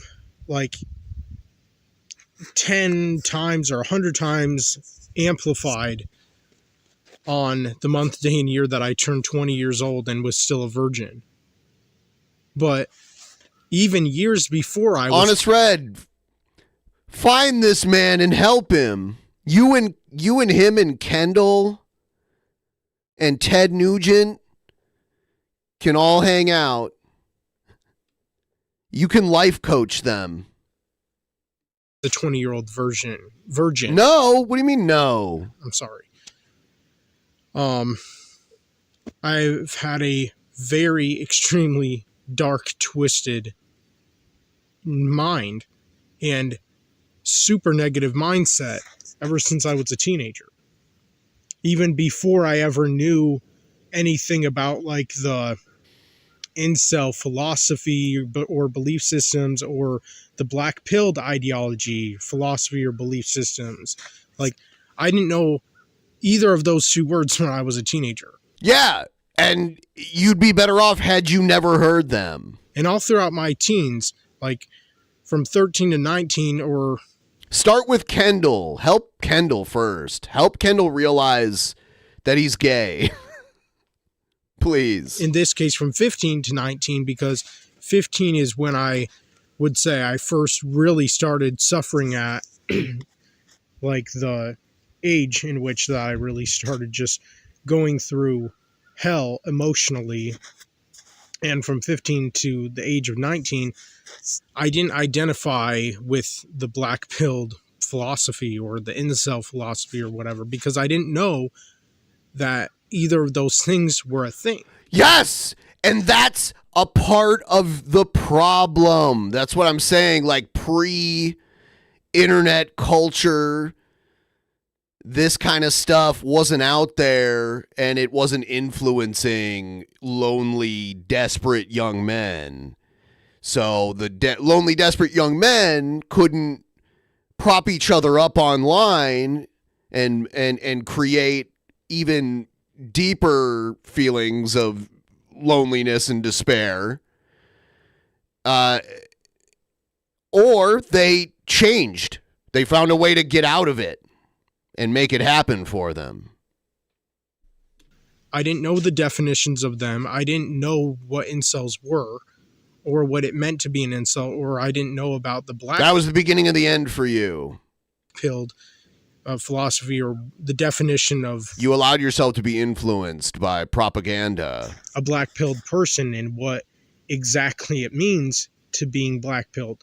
But looking back and just seeing the very dark and negative way that I was ever since I was a teenager, I definitely was and could have been considered or labeled a black-pilled person, at least, even years before I ever identified as an incel. Hi, guys. Even though there are other teenagers out there, like other teenage guys, who, even when they're still a teenager, already are identifying as incels. Whereas I myself personally did not identify as an incel myself until I was 20 years old in the year 2017.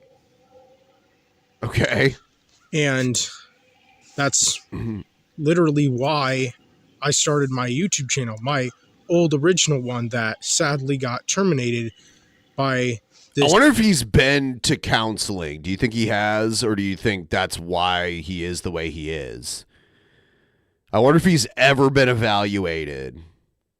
Bitch-ass faggot. Oh my God, dude. Really cucked. Come on. Delicate, sensitive, fragile, woke, super hardcore leftist platform of YouTube.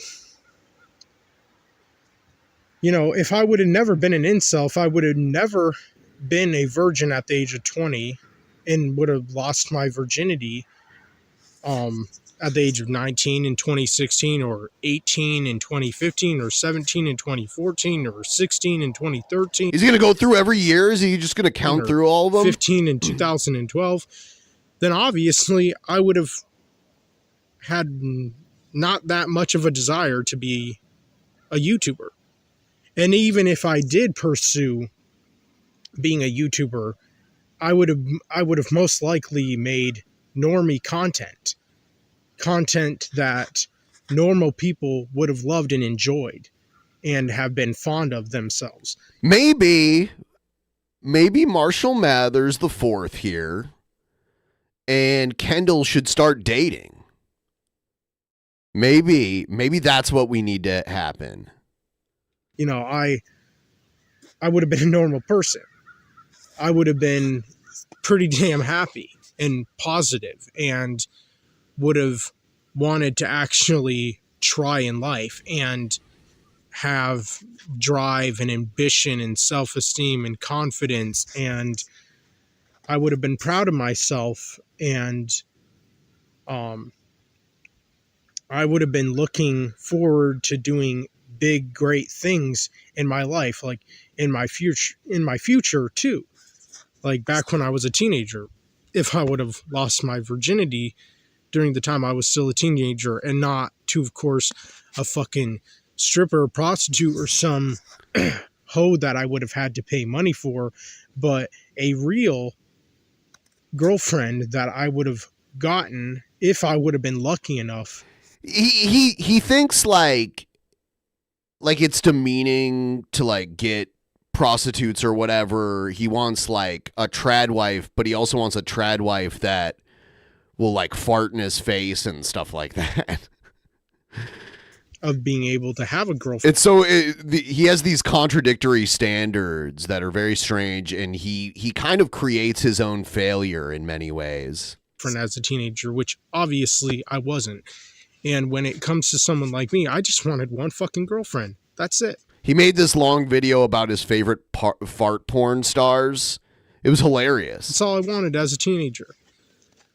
I didn't want to be a man whore. I had no desire or craving to be a player, even despite the fact that I had crushes on many girls when I was in high school, even for the very short period of time that I was in high school. Oh, yeah, he didn't graduate from high school, right? That's part of the reason probably why he's having a little trouble finding, like, common work, like work where they want to know you graduated from high school to get the job. I had a crush on several girls, like more than one.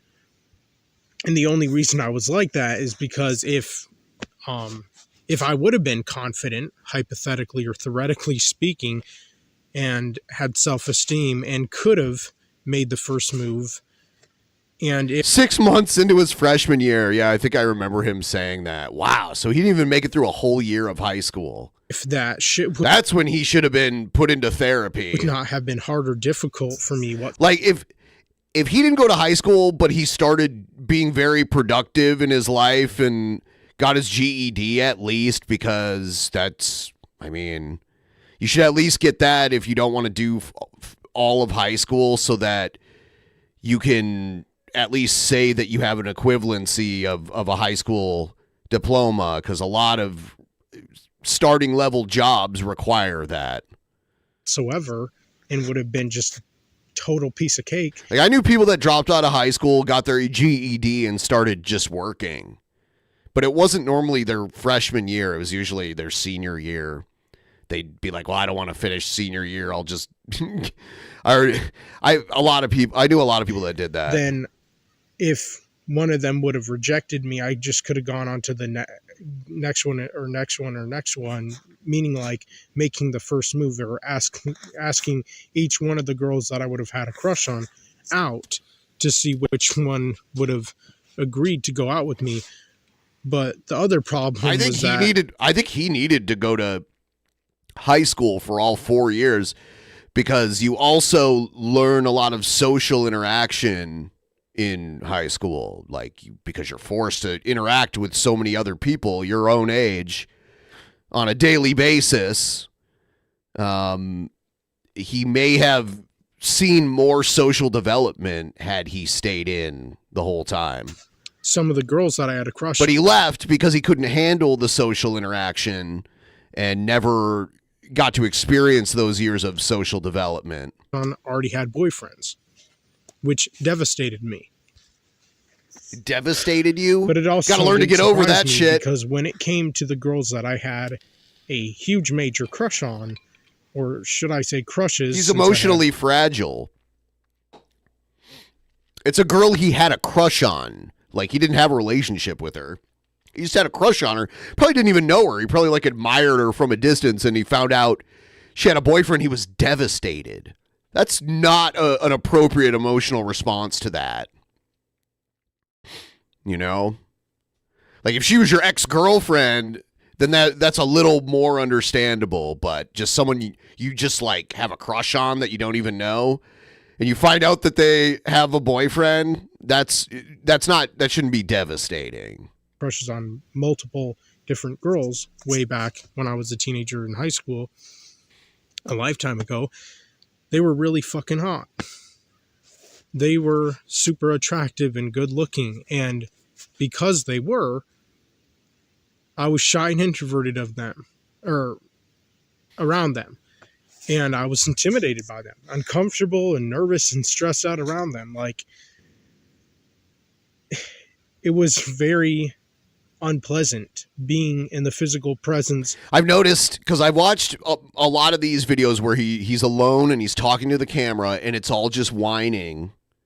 This is 41 minutes of whining. And then I've seen a few videos where he's doing live streams and he's reacting to a chat and he's just filled with anger. And he goes off on people making sensible comments. Of any of these girls that I had a crush on in high school. But if I would have been able to have a girlfriend in high school and would have lost my virginity as a teenager, and I don't mean like, oh, before marriage, like, I strongly believe in saving yourself for marriage because I at least have some traditional things about myself. Yeah, the fart thing, that's very traditional. You know, obviously I'm not like 100% traditional. That much is clear. But there are some things about me that are traditional. Like, I do at least have some traditional beliefs, some traditional ideologies and philosophies and opinions and certain like conservative or Republican belief systems like, when it comes to like political shit. You do? Because they would basically just say you're lazy and you're a mooch, and I mean, you would get no sympathy from the conservative side at all. That's funny. But again, I'm obviously not like 100% traditional or 100% conservative or 100% Republican. You know, obviously I'm not. Yeah, he's very similar to Jared. He's an incel that lives with his parents that says he's conservative, but there's nothing traditional or conservative about him. And he likes fart. Yeah, he has like, you know, what would be considered degenerate sexual fetishes by the mainstream.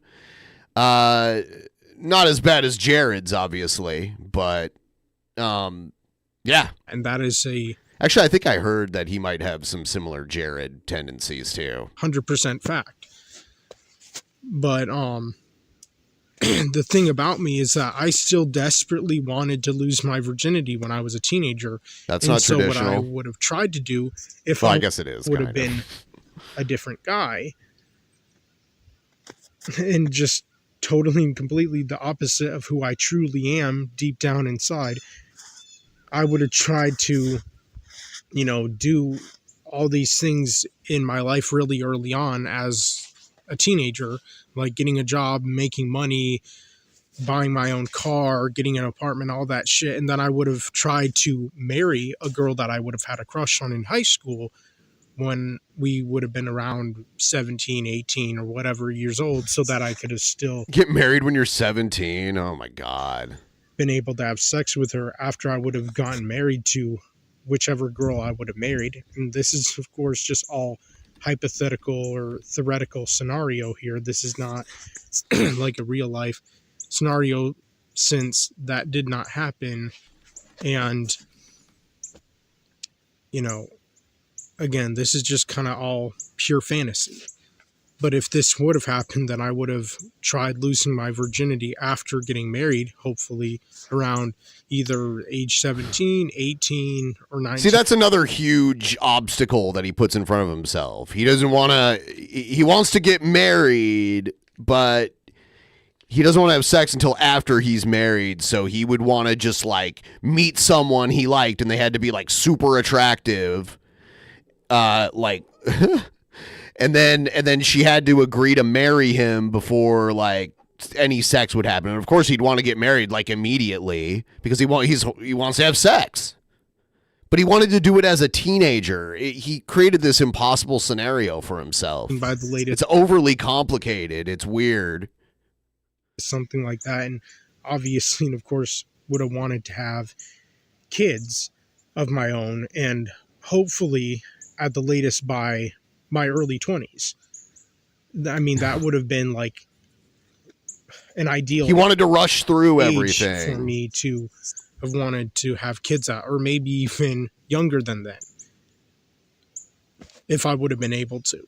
If I would have been lucky enough of being able to have kids around 17, 18, 19 years old. You want to have kids at 17? Huh? I would have preferred that, but even if I don't think you could handle kids. You know, like you can't take care of yourself. You should not be trusted to take care of other humans. You should not get a bearded dragon either. If I didn't have kids into my early 20s, that would have been fine with me. But no, I didn't. Good thing you didn't. Did not happen for me. I wasn't lucky, blessed, privileged, or fortunate enough of being able to have that kind of life. And I know I'm getting pretty off topic here, but when it comes to like working out and we're back on the working out here. You know, most of the people who do that, I feel, at least personally, are people who have experienced and had their, fill of sexual intimacy or encounter. Oh, so that's why he can't work out, because he hasn't experienced sexual gratification. So he can't work out, but people who work out, it's easy for them because they've been sexually fulfilled. I think that's what he just said, which is very strange. Or experience even since they were teenagers back in like fucking high school. And so by the time they're in their 20s or whatever, they're more like chill and cooled down and don't have such raging hormones anymore, and they're not so like fixated and addicted and just always craving sexual intercourse, because they again had their fill of sexual intercourse way back when they were teenagers. So by the time they're in their 20s, if they have it, fine, cool, whatever. But if they don't have it, it's not the end of the fucking world. Whereas for someone like me, who's still an incel, now in my late 20s, and even being an incel in my early 20s was fucking hell on earth, to say the least. And, being 20 years old and still a virgin is God, this is so long. This video is so long. He does start to loop a lot, too. He does a lot of loops here. I'm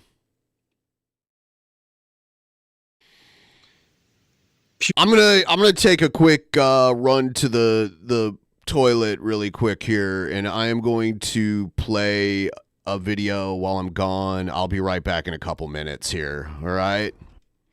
I need a refresher here.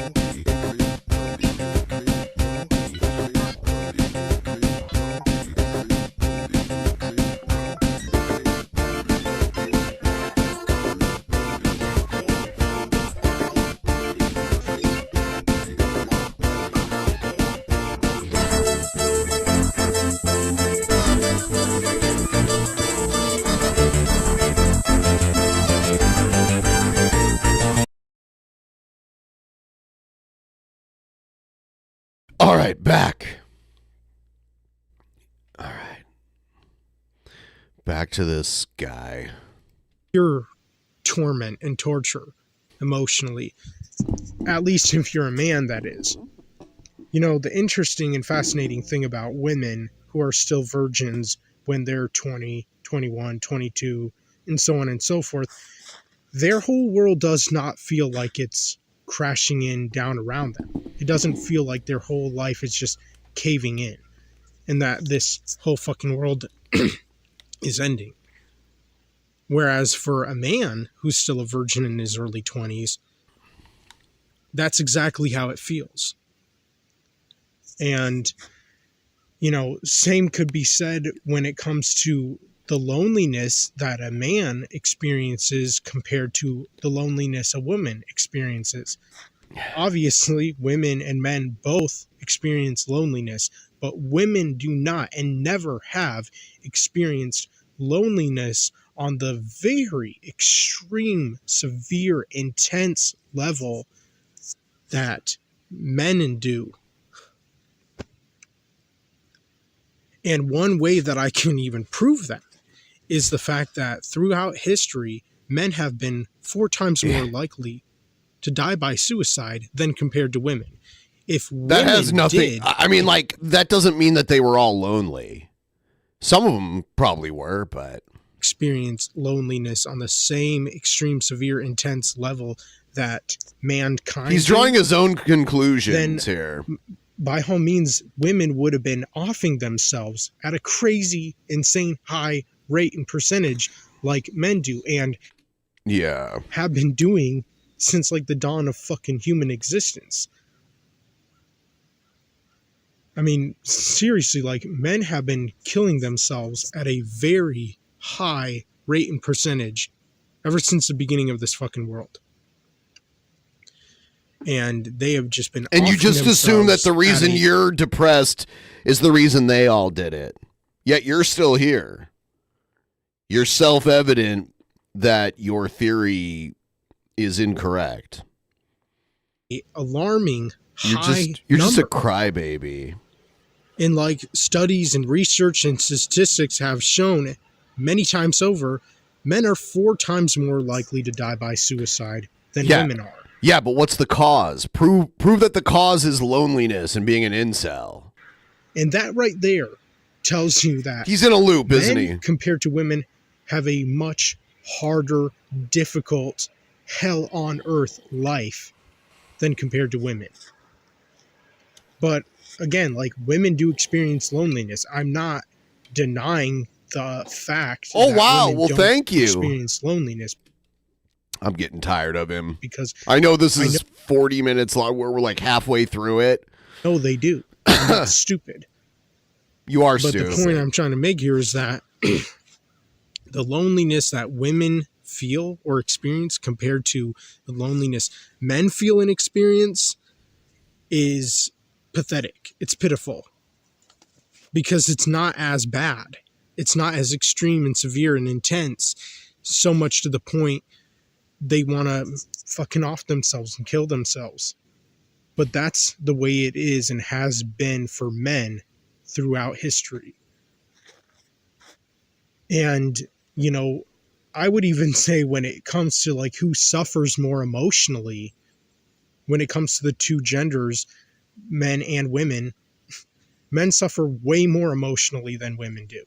Because I'm sure that the reasons why men kill themselves at an alarm. Okay, yeah, he's just going to keep saying the same shit over and over and over again for the next 20 minutes. I don't want to do it.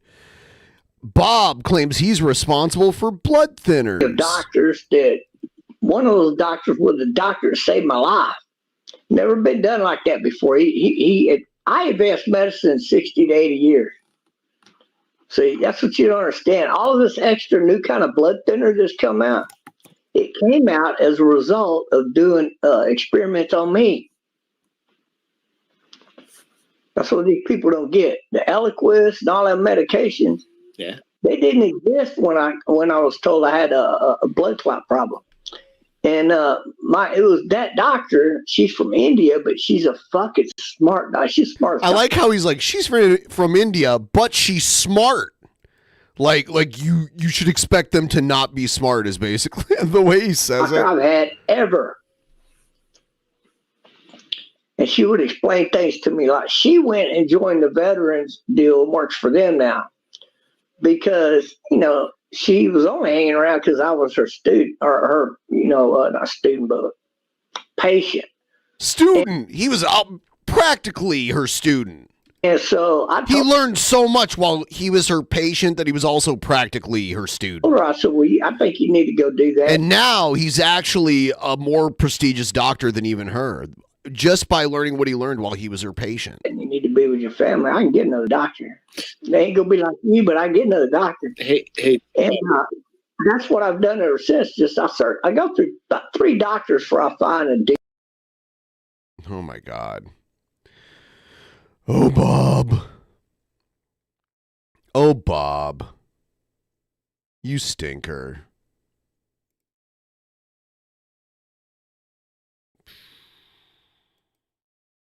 Oh, yeah, people are like, oh, we see this sonar image of an airplane in the ocean. Maybe it's Amelia Earhart. I don't know if they have any other evidence than it's like a plane about the size of her plane, and it's in the ocean, kind of where they think she might have crashed into the ocean. For almost 90 years, the mystery of what happened to trailblazing aviator Amelia Earhart has intrigued Are they going to do like one of those things where they go, like a sea drone and go down like they do with the Titanic and investigate it? After she vanished flying her twin-engine aircraft in 1937. Now, one man bent on solving the mystery believes he's found a major clue. He even made a T-shirt. He's going to cash in. Romeo believes this sonar image could show Earhart's plane, which was never recovered, at the bottom of the Pacific Ocean. Well, you'd be hard-pressed to convince me that's anything but an aircraft, for one. And two... Yeah, it could definitely be an aircraft. How many aircrafts have crashed into the Pacific Ocean? That it's not Amelia's aircraft. Romeo, a pilot and former Air Force intelligence officer, sold his real estate investments to start a deep-sea exploration company and fund an expedition last year to the suspected area of the crash. In December, the team was reviewing the sonar data collected by a state-of-the-art underwater drone when something caught their eye. I mean, it was a surreal moment. A sonar expert telling NBC News it's too soon to say for sure that the images show a plane, let alone Earhart's, but that it's an exciting possibility worth going back to confirm. But Romeo is confident. There's no other known crashes in the area, and certainly not of that era, and that kind of design with the tail that you see clearly in the image. The image was taken about 100 Is it clear? He said you can clearly see it? It doesn't look clear to me. Miles from Howland Island, halfway between Australia and Hawaii.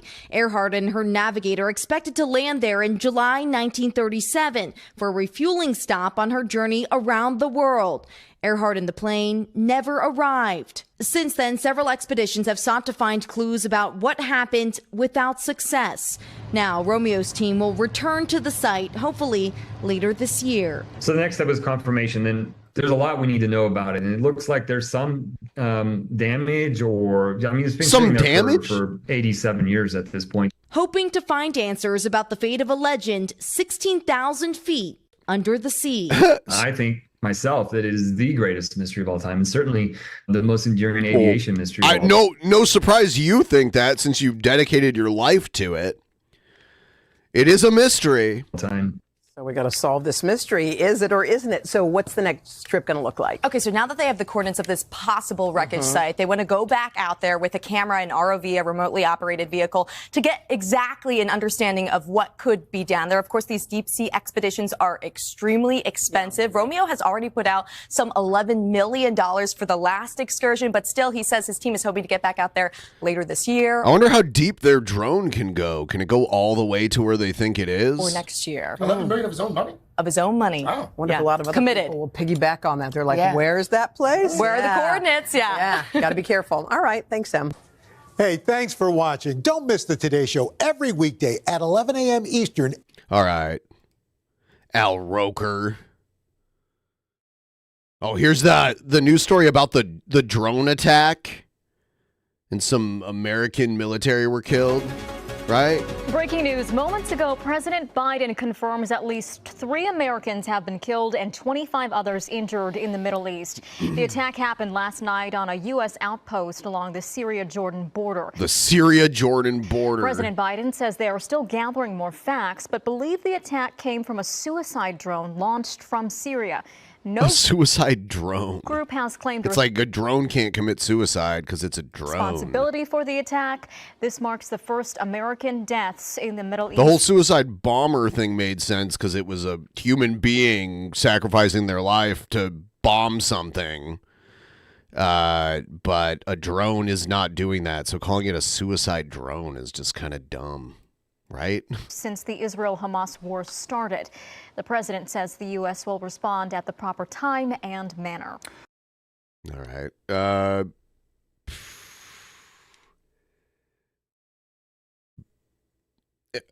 Here's Biden talking about this. Do hold them responsible in the sense that they're supplying the weapons to the people who did it. He does look like he's in pain all the time. His eyes are so squinty.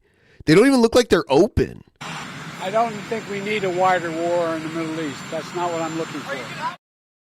Okay, so yeah, he basically said Iran funded this attack, and then they're like, well, what are you going to do about it? He's like, well, I don't think we need a bigger war in the Middle East. Exactly what I thought he would say.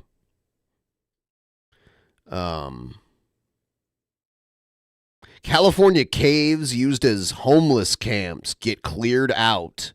Modesto are now taking steps to clear out the caves that have become homeless encampments near the Tuolumne River. They say dozens of unhoused people have lived in caves along that riverbank for years, possibly even decades.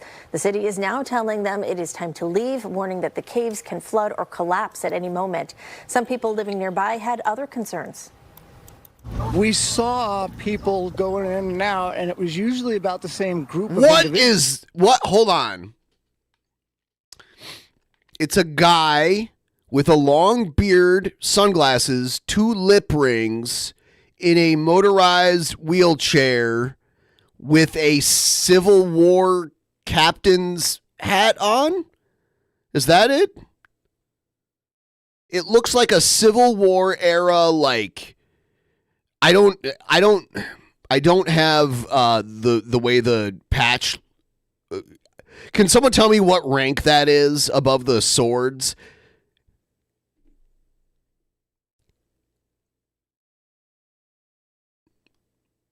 Like, what is this? Like the swords, the 2 military style swords remind me of some Civil War stuff. It's a Union cavalry hat.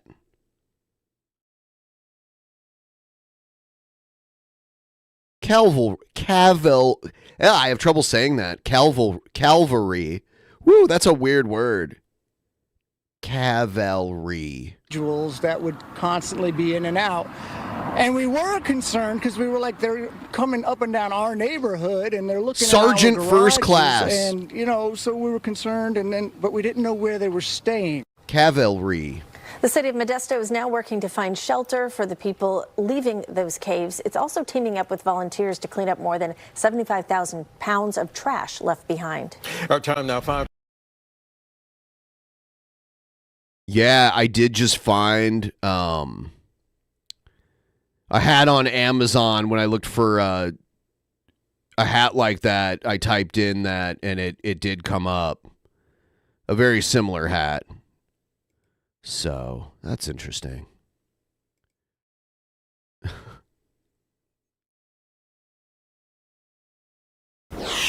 Former President Donald Trump is facing a battle as states consider whether he should stay on the primary ballots. Illinois' election board is expected to consider the matter this week. A retired judge is recommending Trump be removed from the ballot, but says the decision should be made by the courts and not by Illinois' election board. The judge says the board does not have the authority to vet candidates based on federal constitutional standards. However, he said if the board feels they do have that authority, Trump should be removed because of actions on January 6th. The effort in Illinois is similar to other states challenging Trump's candidacy based on insurrection clause of the 14th Amendment. The U.S. I don't think it's going to Supreme make a Court is set to hear difference. Arguments next. I don't think there's a few states taking him off the ballot. I don't know if they're going to do it for the general election. They might. I guess it could make a difference in the general. You know, if because the past few elections have been so close. It could hurt him if they keep him off the ballot, but he's going to get the nomination no matter what. This month over a ballot case in Colorado.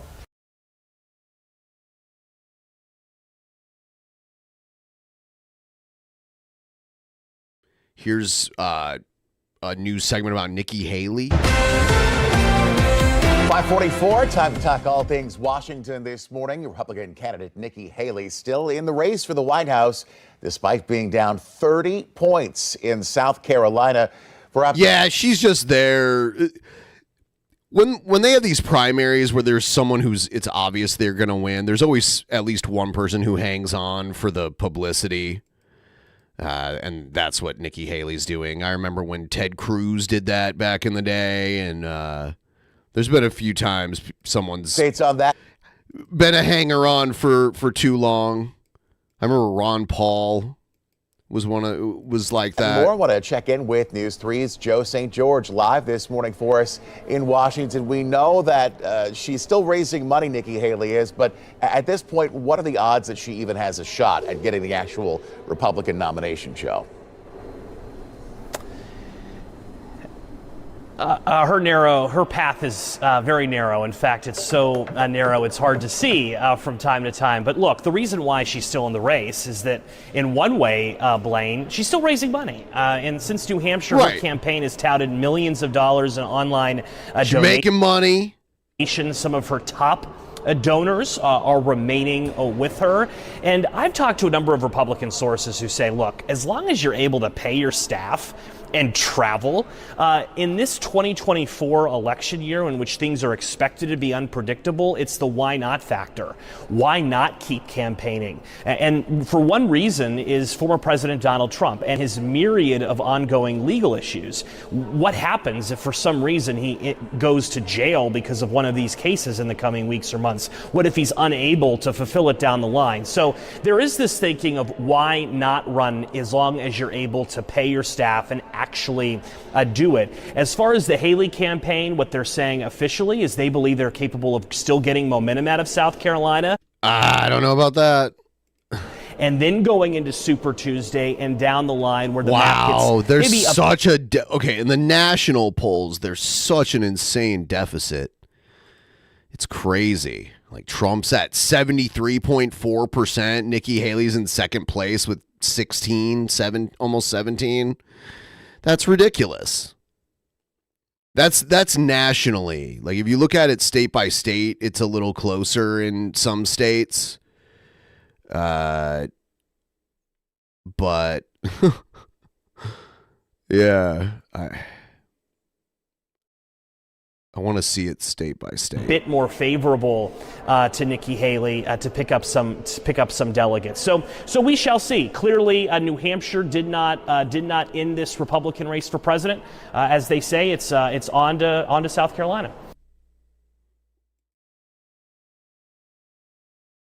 Yeah, God, I don't know. Yeah, Trump's ahead everywhere in every poll. It's closer in certain places, but it's not even competitive.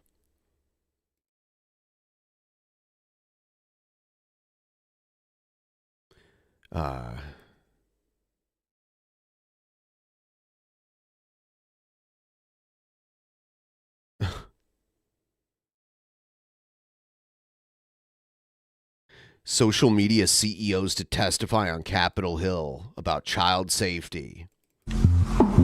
These when this does happen, it's interesting to watch these like social media billionaires have to answer tough questions. It's interesting. CEOs of some of the nation's top social media companies are set to testify on Capitol Hill Wednesday. Senators will hear from the leaders of Meta, TikTok. Oh, what? Hold on. So no Elon Musk. Because Elon Musk isn't the CEO anymore. He handed it off to this woman, Linda, I don't know how to say her last name. X, Snapchat, and Discord on measures being taken to protect minors. CBS News senior business and tech correspondent Jolene Kent reports. This is one of our favorites. For Tammy Rodriguez, online safety for kids is a matter of life and death. Selena was wonderful. All you saw was that smile. Her 11-year-old daughter, Selena, died by suicide after an extreme social media addiction led to sexual exploitation by online predators. I had no idea that it could get to that. You know, these are things that are all hidden in the background. These big tech companies, they know exactly how to make it work for them, and the parents don't know what's going on. The Senate Judiciary Committee has summoned the CEOs of TikTok, Snap, X, Meta, and Discord to testify on what it says is their failure to protect children. TikTok is such a crazy thing, how huge it is, and how it's like basically part of... I know they tried to break it up in some ways, but I mean, TikTok is still part of the... It's still owned by a Chinese company, and in China, if you have a company, the government controls your company. So it's weird. Online, it's weird when you think about it that way. Democratic Chair Dick Durbin and Republican Ranking Member Lindsey Graham sat down with CBS News for an exclusive joint interview. Whose responsibility is it to keep kids safe online? Is it the tech companies? Is it the parents? The parents are fighting a losing battle. Parents doing their very best cannot keep up with this technology. And these companies have the singular responsibility to police this. The committee's goal, pass comprehensive regulations and amend Section 230, a law that shields most tech giants from being sued by users. I can't believe that in America. I didn't even know that existed, that there's a law that shields them from getting sued by the users. In 2024. The largest businesses. I do not call Twitter X. It's a bad name. It's such a nondescriptive name, and Twitter was such a recognizable name that if I say, "Oh, I saw this on X," they're way less likely to know what the fuck I'm talking about than me saying I saw it on Twitter. It's a very bad branding. Like, if you're going to change the branding, make it something better, not notably worse. In the history of mankind, social media are unregulated. There's not one law on the books protecting consumers, and you can't sue them. The fact of the matter is, we're going to do something. And Rodriguez will be watching. Why is it important for you to be here for this hearing? Because we're Selena's voice now. That's why. Jolene Kent joins us now from Capitol Hill. Jolene, you mentioned that advocates and lawmakers want to do something in terms of regulation, but what would that look like?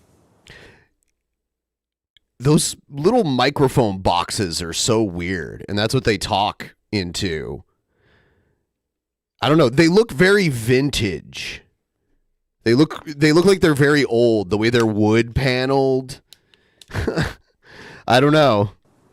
Yeah, John, right now there are 5 bills that have been passed out of the Senate Judiciary Committee by unanimous consent. And what Durbin and Graham want is to move those to the floor. They've been unable to do so, and they're trying to make that happen. There are varying levels of regulations and proposals there, but one key one from the Senate Commerce Committee is the the Kids Online Safety Act, KOSA, which now Snapchat has come out to support in the last 7 days here. But I want to show you around Snapchat. I wonder what their user base is like the size of their user base, because I feel like Snapchat was a trendy thing about 7-8 years ago, and I don't think it gets used like it used to. I don't think it gets the amount of attention that it did, because a lot of the bigger social media companies just stole their format and made it part of theirs.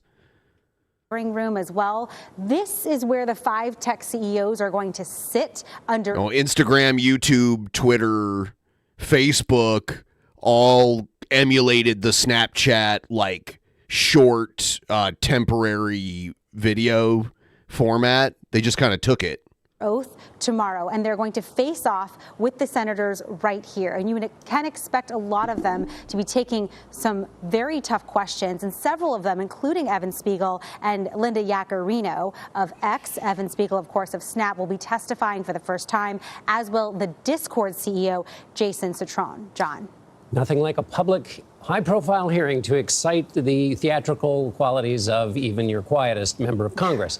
But that said, some social media companies have said, wait a minute, you're threatening the First Amendment rights of these teenagers. Is that a legitimate concern? Yeah, you're talking about Section 230, and I want to tell you what the ACLU has to say about that. They say that Section 230 promotes free speech by offering strong incentives for platforms to limit what people can say and do online.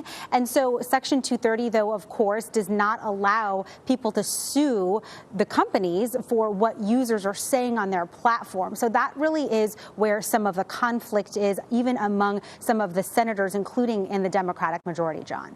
Jolene Kent on Capitol Hill for us. Thanks so much. Yeah, there will be some clips from this hearing that'll probably be interesting, because a lot of these politicians want to look cool to their constituents by going hard on these tech CEOs, big tech.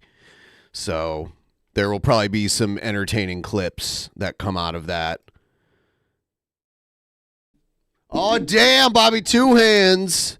Hey, if you guys would be so kind, obviously, if you don't, times are tough, and if you don't have some extra cash to spare, it's completely understandable. But if you would like to help us get a little bit closer to our weekly goal, please don't hesitate to send us a couple bucks there, preferably through Streamlabs. The link is up at the top of the chat.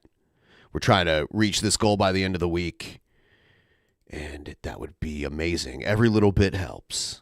It's not required, but it's greatly appreciated. I was hoping by the end of the day I could get to 50%, but I don't think that's happening. We'd be lucky to get to 25. We're at 13. I'm shooting, you know what? I'm going to shoot for 25. I'll just keep going and going and going and going as long as I need to till we get to 25. It can happen.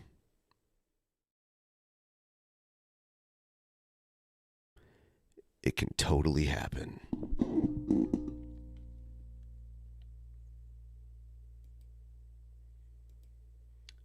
Let's check out.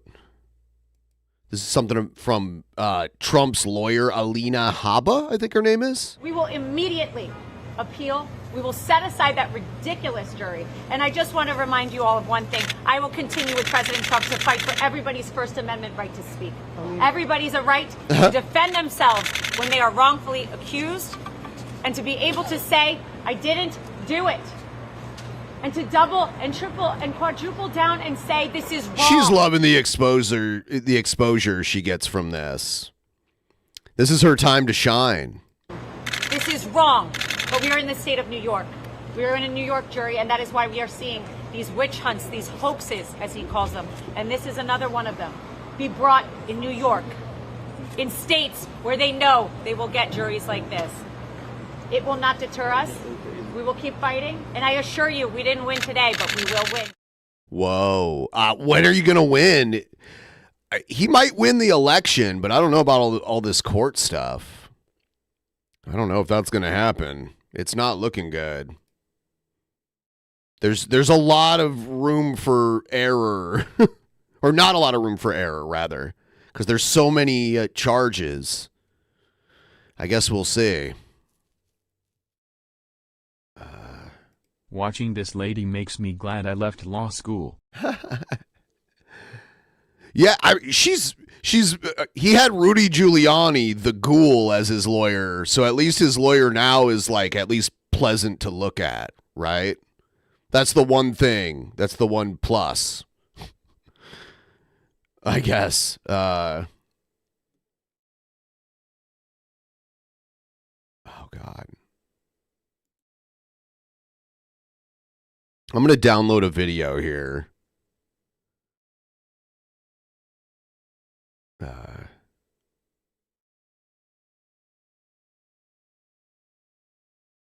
Yeah.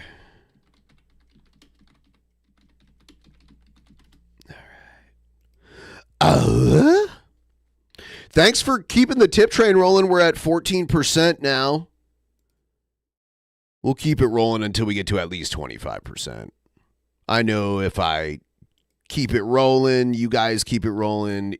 That's the way it works.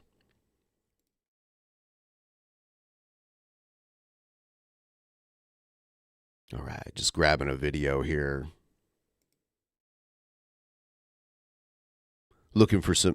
By the way, quick reminder again, please join our Discord. If not for just to hang out with cool people, but also to send me some content if there's anything you want to see us react to on the show, we can do that. The best place to put it is in the content sections in our Discord. You can just link stuff there.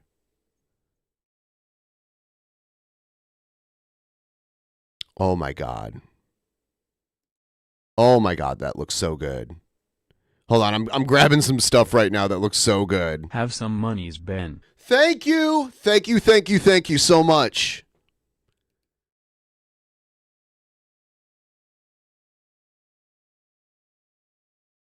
Yeah.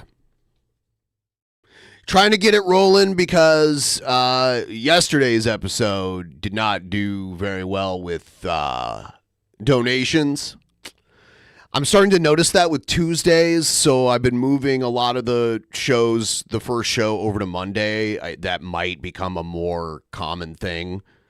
I might do a lot of our our first show of the week more commonly on Monday than on Tuesday. The schedule changes from time to time. If we have something going on, we sometimes have to make adjustments to it. But I think we might be doing it's a smart strategy. Because I've noticed Mondays are way better performing when with views and with donations and all that stuff. Damn.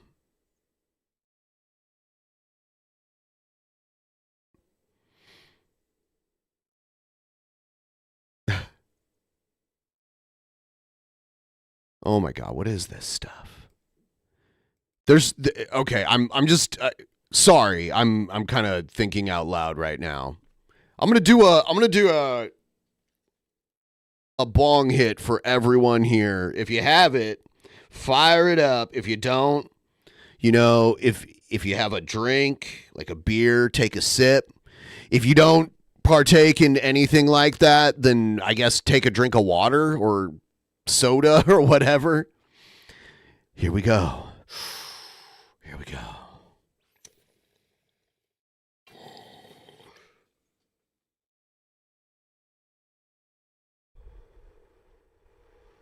There we go. Cheers. Slancha.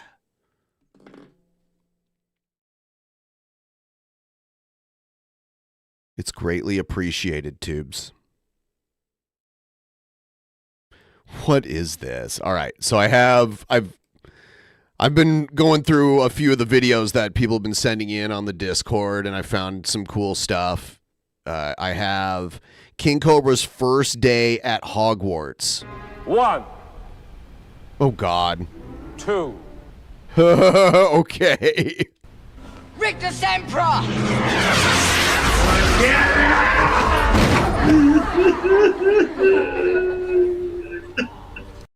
That was pretty hilarious.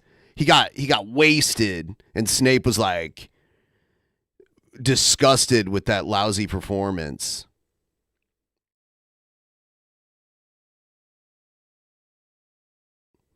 God damn it! Stupid fucking hat.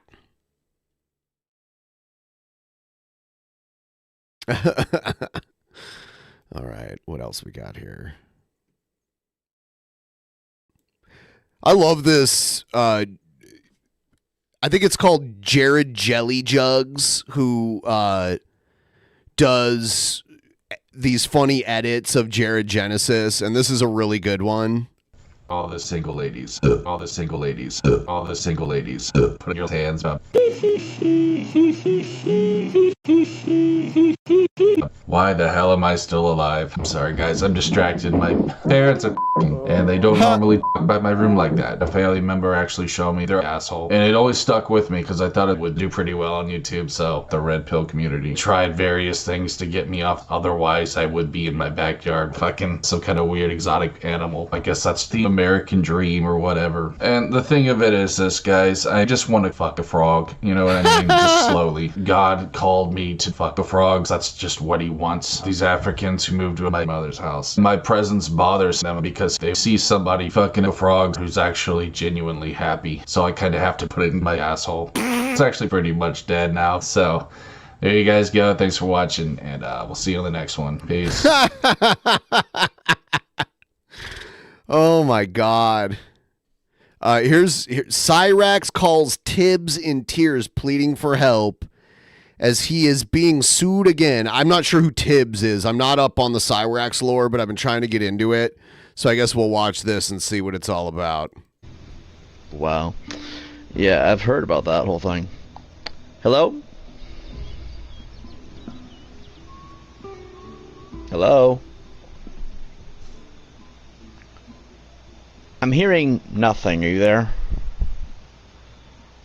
Oh, Jesus Christ. Hold on. I'm going to call and recall back. It could be an issue on my end. Jesus Christ. I hate this phone so fucking much. You know what I mean? We got to get to it. Can you hear me? Or...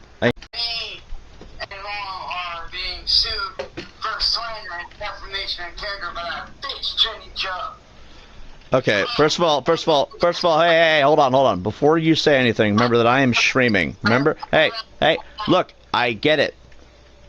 Okay? Well, let me say something first before you go on a tangent, okay? Because trust me, I totally understand your position. But I'm streaming at the same time, so keep the profanity and slurs and all that stuff to a minimum for the love of God, okay? Okay.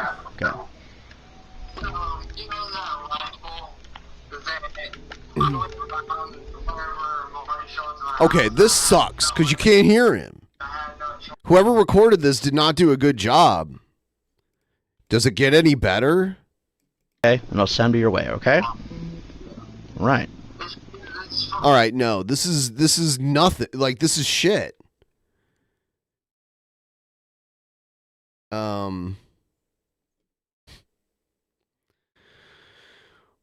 What is this?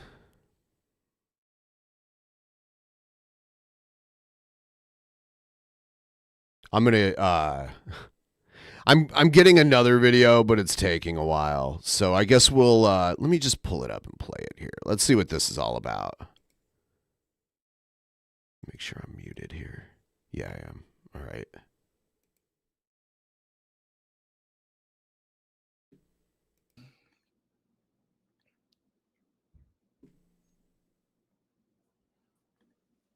All right, can you hear me now? Are we good?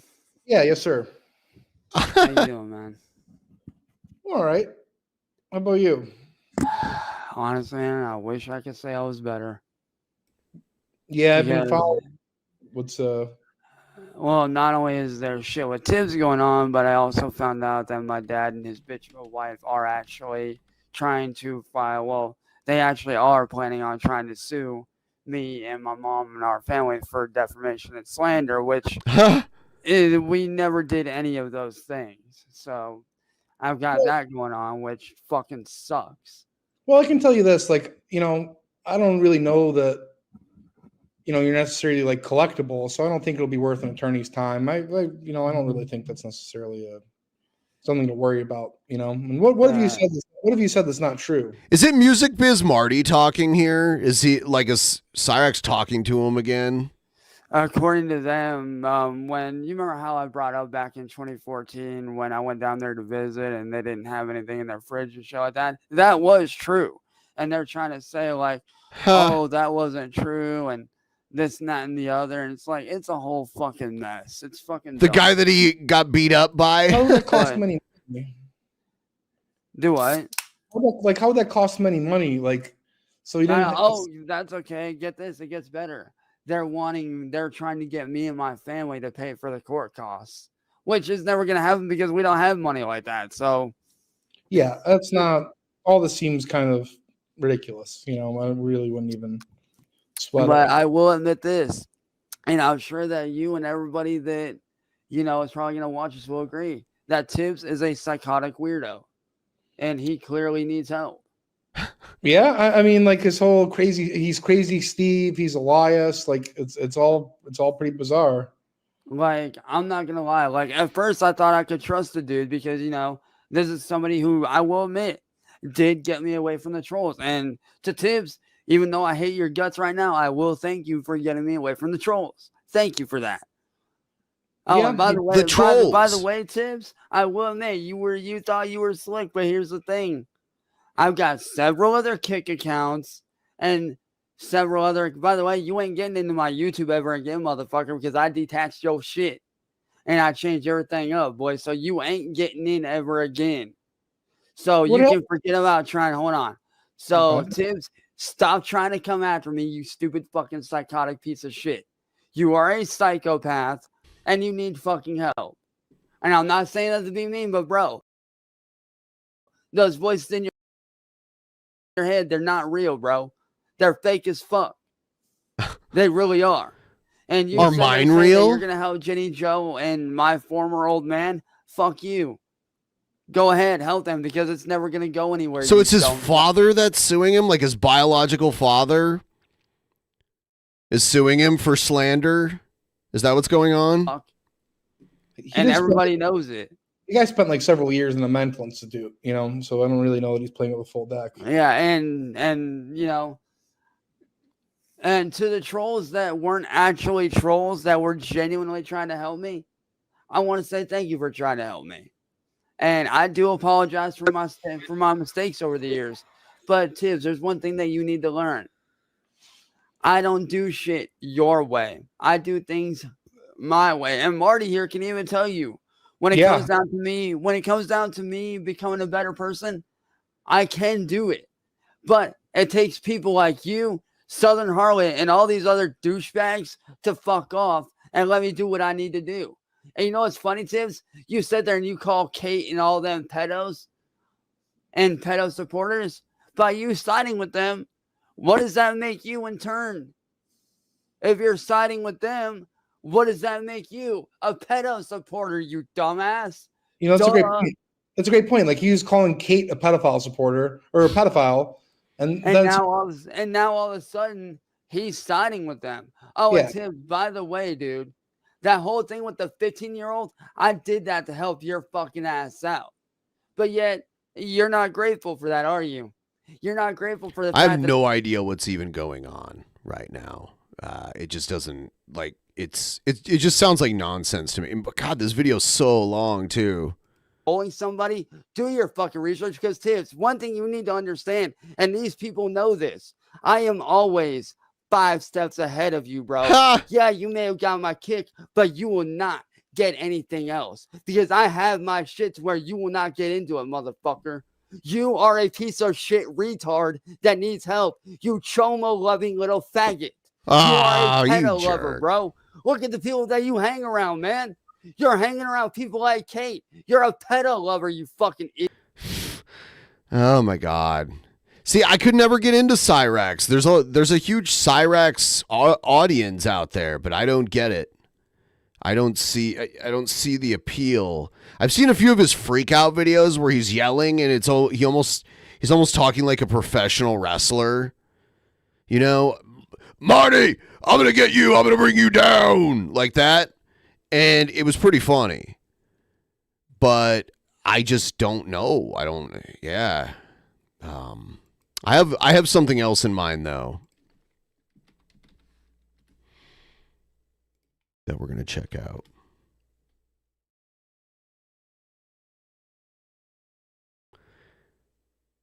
The fats, bud. The fats.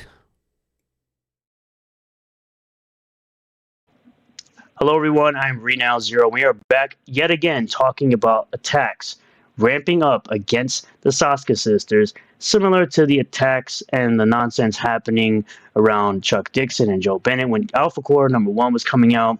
And now people will continue to do whatever nonsense they have to do to try to deter people from purchasing Yaira #1, even though the real fans of the comic industry, or comic books, I should say, are going to buy Yaira, considering she was the #1 most requested comic in the Ripperverse for most of the fans. So, as usual, you can buy the comic after the campaigns end. So you have Alpha Core and ISOM 2, you have ISOM 1. You also have the brand new Braxwell shirt that came out after the campaign has finished for Alpha Core #1. I will also be promoting Blade Devil 2, Chains of Blood, 4 different covers from Raging Golden Eagle and Toxic Man Baby. All the links to all the comics I'll be showing will be listed below in the description. 69 pages of story. Yeah, this is his dumb shilling shit. I'm like, I always wait for it to end and it keeps going. And I'm like, okay, I guess I'll skip through it. Okay, what does he do here? This video for all the dummies out there that think that the politics are essentially going to bleed over into the material that is written by the Ripperverse. Essentially. We're going to play this video again for you haters all in the back. I'm Eric July, the founder and owner of the Ripperverse. The world has become so polarizing that people have grown accustomed to companies taking political stances or being used as political platforms. So I don't necessarily get upset when people... Essentially. I'll use my camera to essentially look directly into it and tell you to go fuck yourself. automatically assume that our company plays by the same set of rules, especially considering that I myself am a libertarian political commentator. But I want to remind you why I started this company. Go look at the first... I can hear Sturgis breathing. Ever video. That's how you know he's struggling. He's making faces and breathing heavy. That we released. I wanted to fix problems that plague the industry, both creatively and economically. So our goal was never to make the same exact mistakes, just having a slant to a different side of the political spectrum. Sturgis looks aroused right now. Like right now, he doesn't have the usual scowl on his face. He looks like he's in love. Like he wants to touch beards with Eric July, essentially. Essentially. He's really into thinking about Eric July's penis. Yeah. The purpose. A rule about social view. Oh no, not to have a political slant towards one side or the other, allowing both sides of the political aisle to create material for his comic company. Shocking. Real world politics within the company is simple. Leave it at the door. Leave it at the door, and we're going to end it for that part of the video right there. Of course, if you're going to MegaCon, we have a schedule for all the meet and greets and panels. So now you're going to shill Orlando MegaCon? For the Ripperverse Comics booth and signers and guests. You can check it out over on the Ripperverse Comics Twitter account. Eric July could possibly destroy my butt. Now, pulling up this individual here who wants to say weird things, like you can't help but appreciate that me being ride or die for the cause. Attacks on the Soska sisters ramping up. Since when is reposting their own content and statements of attack? Since when does any of their old stuff actually matter? Oh yeah, it only matters to weirdos like you. Why? It sounds like it matters to you. Sounds like you're mad that he brought it up. Who see this as some bad thing. that they did before. As I respond by saying, you got to appreciate the dedication to hating one person because you're an obsessed weirdo over a black man making a comic book. Which one looks worse to you? By the way, I appreciate that you're subscribed to my channel to hate watch me. Also, if the old tweets didn't matter to you weirdos, why are you bringing them up? Why are y'all actively searching for them? Because you're looking to start some nonsense similar to what you weirdos did with Chuck Dixon and Joe Bennett when Alpha Core was One was going to come out with the whole Q nonsense. Yeah.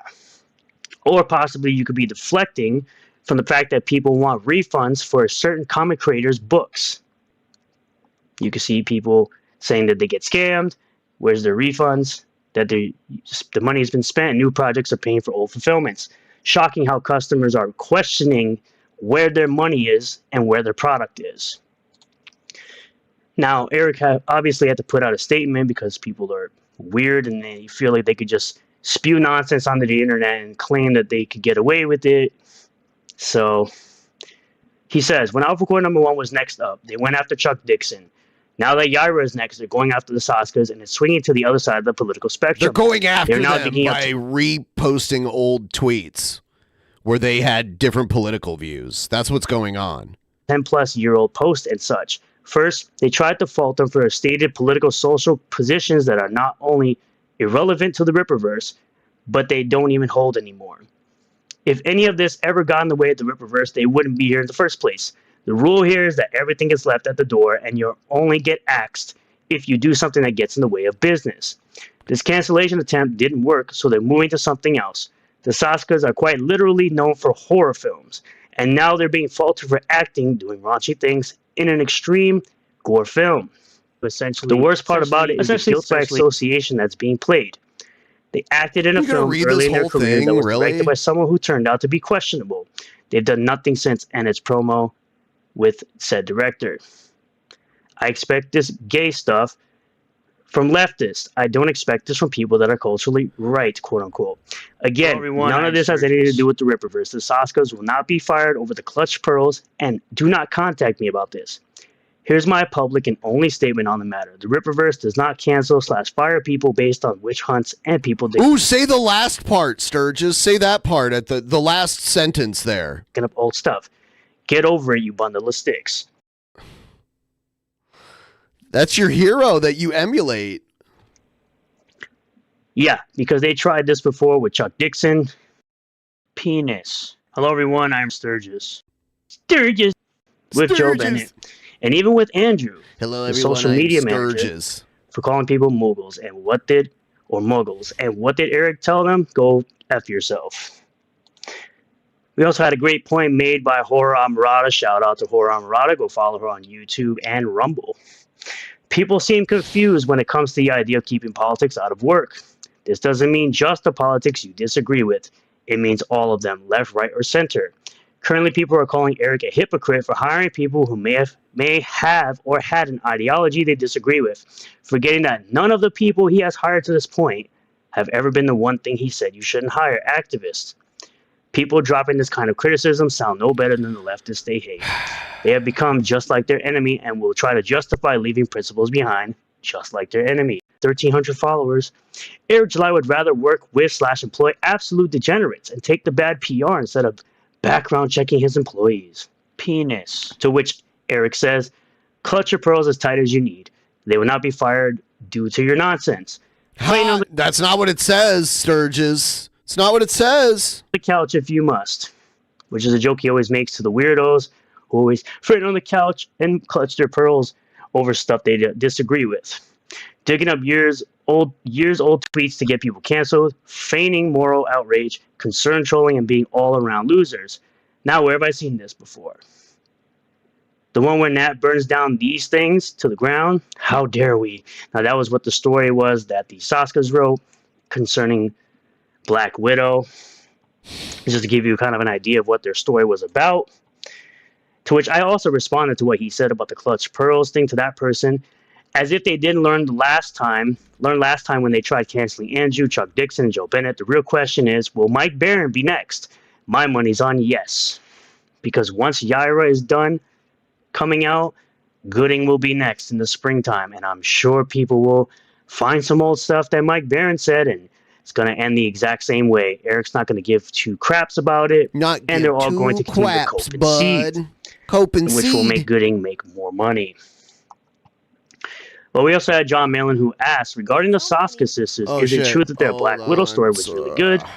If you read it, chime in. Garrett here says, I haven't read it, but have only heard good things. Eric also has a history of talking about how much he liked that run. I'm guessing he wanted to hire them from the start. They also have ties in the film industry. He wants to be a media company. Their experience could be valuable. It was well written for sure. Left a bad taste in my mouth, though. It was coming right off the story where they made Cap a WW2 soldier, and Black Widow gets deleted in that. Yeah, they should race swap Isom. Make him Asian. I'll use my camera to essentially look directly into it and tell you to go fuck yourself. So the Black Widow in the story that the Soskas wrote was actually a clone. It was weird. I thought it was good. I saw a movie they directed, See No Evil 2. It was actually more polished than the clips Shane keeps finding. I liked it a lot. Black Widow is a badass, as she should be, using her skill set to take down these types of bad people. Harmfully, terribly. Story is well written. Some cool one-liners. I would read more from them. It is true. They did some Deadpool work. If I remember correctly, I enjoyed their films, American Mary and Rabbit. Not into the turbo, gross stuff. It's worth the read. I liked it. So there are people out there who are admitting that they liked the Black Widow run that they wrote. So these are the type of people that would probably be interested in the Yaira story that she's writing. Boo. Right? And, of course, Student of God, shout out to him as well, because he's been going on this kind of revenge tour, if you will, against Ethan, because he just feels the need to call out all the hypocrisy coming from that side of the aisle, to which I said, oof. Seems like Eric meant gatekeep the critics, not these types of people who do this type of stuff. Again, I'm cool watching this all go down. It's a learning experience. What you should learn is how to get your books out on time, how to get your books out in general. Hashtag when is Rainbow the Brute? Hashtag when is Snowman? Please let the entire world know. Refund people's money, because you literally are spending. That's what he's doing. So, Ethan Van Sciver, a comic book artist that has similar politics to Sturgis, made content that Sturgis bought up and loved it. But once Ethan Van Sciver crossed Eric July, now he's calling for a campaign of like a mass refund of all of this content that is admittingly late, but still he wouldn't be doing this if him and Eric July were still cool. It's all because he dared to cross Eric July, his parasocial father figure. Spending time drama farming rather than finishing your books or getting your books out to print to your customers that paid for your books. Even with Snowman, even if you're publishing it for someone else under your brand, you are damaging your brand by not getting it done. We also have this person who says, when Yaira comes out, if the story, art, and writing is bad, go in. If the story, writing, and art and writing is good, go crazy. Question, when is the release date? There is no release date. It's interesting how people are saying that it's going to be late if it doesn't come out in winter. It's not late if there's no date. But it's also funny how... Good point. If you never set a date, technically it's never late. People would use the estimated delivery date, and they'll say, well, it's not late because it's only an estimated delivery date. I commonly will look up the Star Citizen projected release date. And there's like, thank you so much. I'm trying to get to 25% if anyone wants to help out by throwing in a couple bucks, $2 minimum. So which one is it? Stop being hypocrites. Now these people, the Ministry of Dude, who are... Oh, what? Sturgis must have edited this. Sturgis put a blur effect over whatever they were looking at here. Known detractors of the Rippaverse who put this out there. They, essentially do a live stream on this. Essentially? From Student of God. Essentially. Bad. Being a paid actor in a movie a long time ago. Good. Doing a live stream with someone promoting their internet nonsense. Essentially, bud. So basically promoting this person on their live stream. Of course, I'm going to have to block all this stuff out. You're going to see this stuff blurred out. Moving on over to here. And this is what they had to say about Yaira. Shout out to Rip Reverse Goalpost. Great work as usual. Is it the two twin sisters kissing each other? Is that true, or is that just a joke? Said the Rip Reverse was a one-hit wonder. It makes complete and utter sense to me that Yaira is not going to make $1 million. I would be surprised if it even approaches $1 million. Different detractors, same playbook, happens every campaign. Let's take a listen to the 1-minute clip. Essentially. Congratulations. You duped a lot of them once. You duped some of them twice. You duped a few of them 3 times. People want to go, oh, how are you saying it's not a success? It's not a success because you can see in the fucking numbers, this has no staying power. This was a... It clearly has staying power considering that every single comic book in history, or at least almost every single comic in history, has a drop from number 1 to number 2. Even a successful franchise like Harry Potter sold 120 million of the first book, and then the second book dropped to 77 million. Are you going to sit here and claim that Harry Potter isn't a successful franchise because they had a small dip in the customer base from book 1 to book 2, even though Harry Potter is a billion-dollar franchise, possibly a multi-billion-dollar franchise? Is that what you're saying?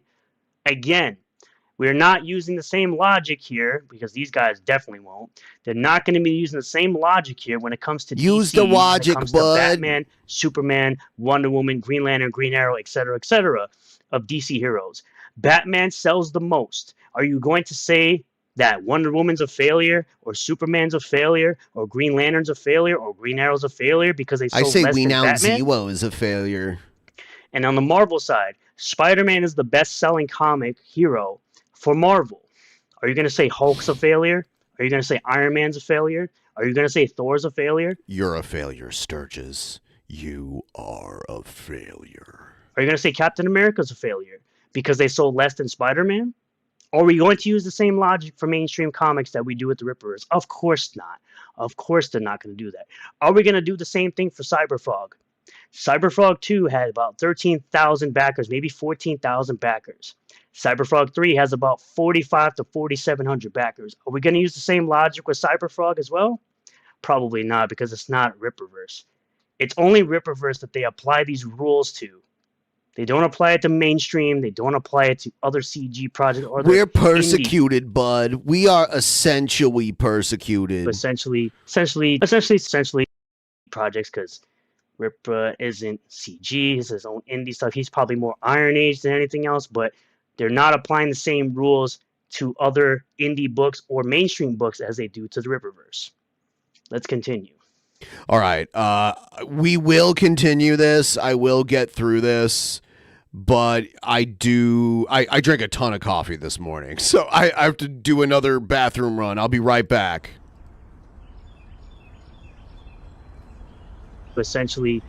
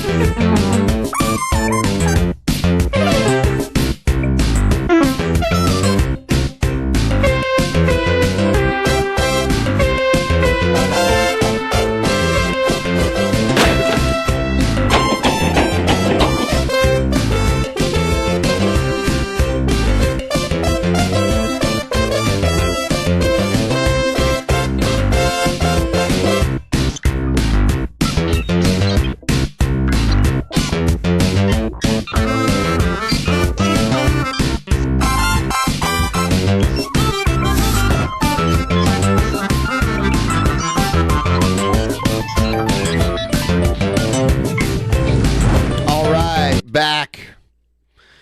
I saved you all so many times from the dimensional merge. You should be so thankful that I have to pee so often. Flash in the pan. Rippaverse was a one-hit wonder. And it's he just put something else out. A one-hit wonder would be that only the first campaign would do multi-million dollars. The second campaign did multi-million dollars. The third campaign did over $1 million. And the books continue to sell after the campaigns end, including ISOM 1, 2, and Alpha Core 1. Yeah, it made like $1 million, but you're starting at like 3 or 4 million, and now you're down to like breaking over 1 million. Like it's going down each time. Once again, like I said, different IPs. Not everyone's going to show up for Alpha Core. Not everyone's going to show up for ISOM. Not everyone's going to show up for Yaira. Not everyone's going to show up for Gooding. Again, apply that same logic to other indie comics and mainstream comics. It's not going to happen because they're not going to do that because they're very biased against essentially the guy who is the biggest indie comic creator essentially. The shit with the Soska sisters, like, I could be wrong. Like, I'm willing to be, like, if shit turns out wrong, I'll be like, I was off on that, I guess. But, like... I mean, you were off on the last campaigns, too. So, did you say anything about those last campaigns? I'm not sure. Someone, if they have that info, I'd like to see it. But as far as I'm aware, because I haven't seen it, I don't think they've said anything about the campaigns that sold multi-million dollars when they said the same exact stuff. It makes complete and utter sense to me that Yaira is not going to make $1 million. Like, I would be surprised if it even approaches $1 million. Because all his customers, for, like, years now, he's been, like, riling them up about woke shit. Woke this, and woke people controlling things, and, oh, we don't want them touching our shit because they into that gay shit and that trans shit. And they just want to put women and shit and blah, blah, blah, blah. No, it's not that they want to put women and stuff. It's they want well-written women. And yes, we don't want that. But you don't need well-written men like ISOM. Gay and trans stuff in children's material. We don't want to show children this disgusting type of material. That's called grooming. Essentially, stop the bull crap. The bull crap, bud. Stop it. Crap. Essentially.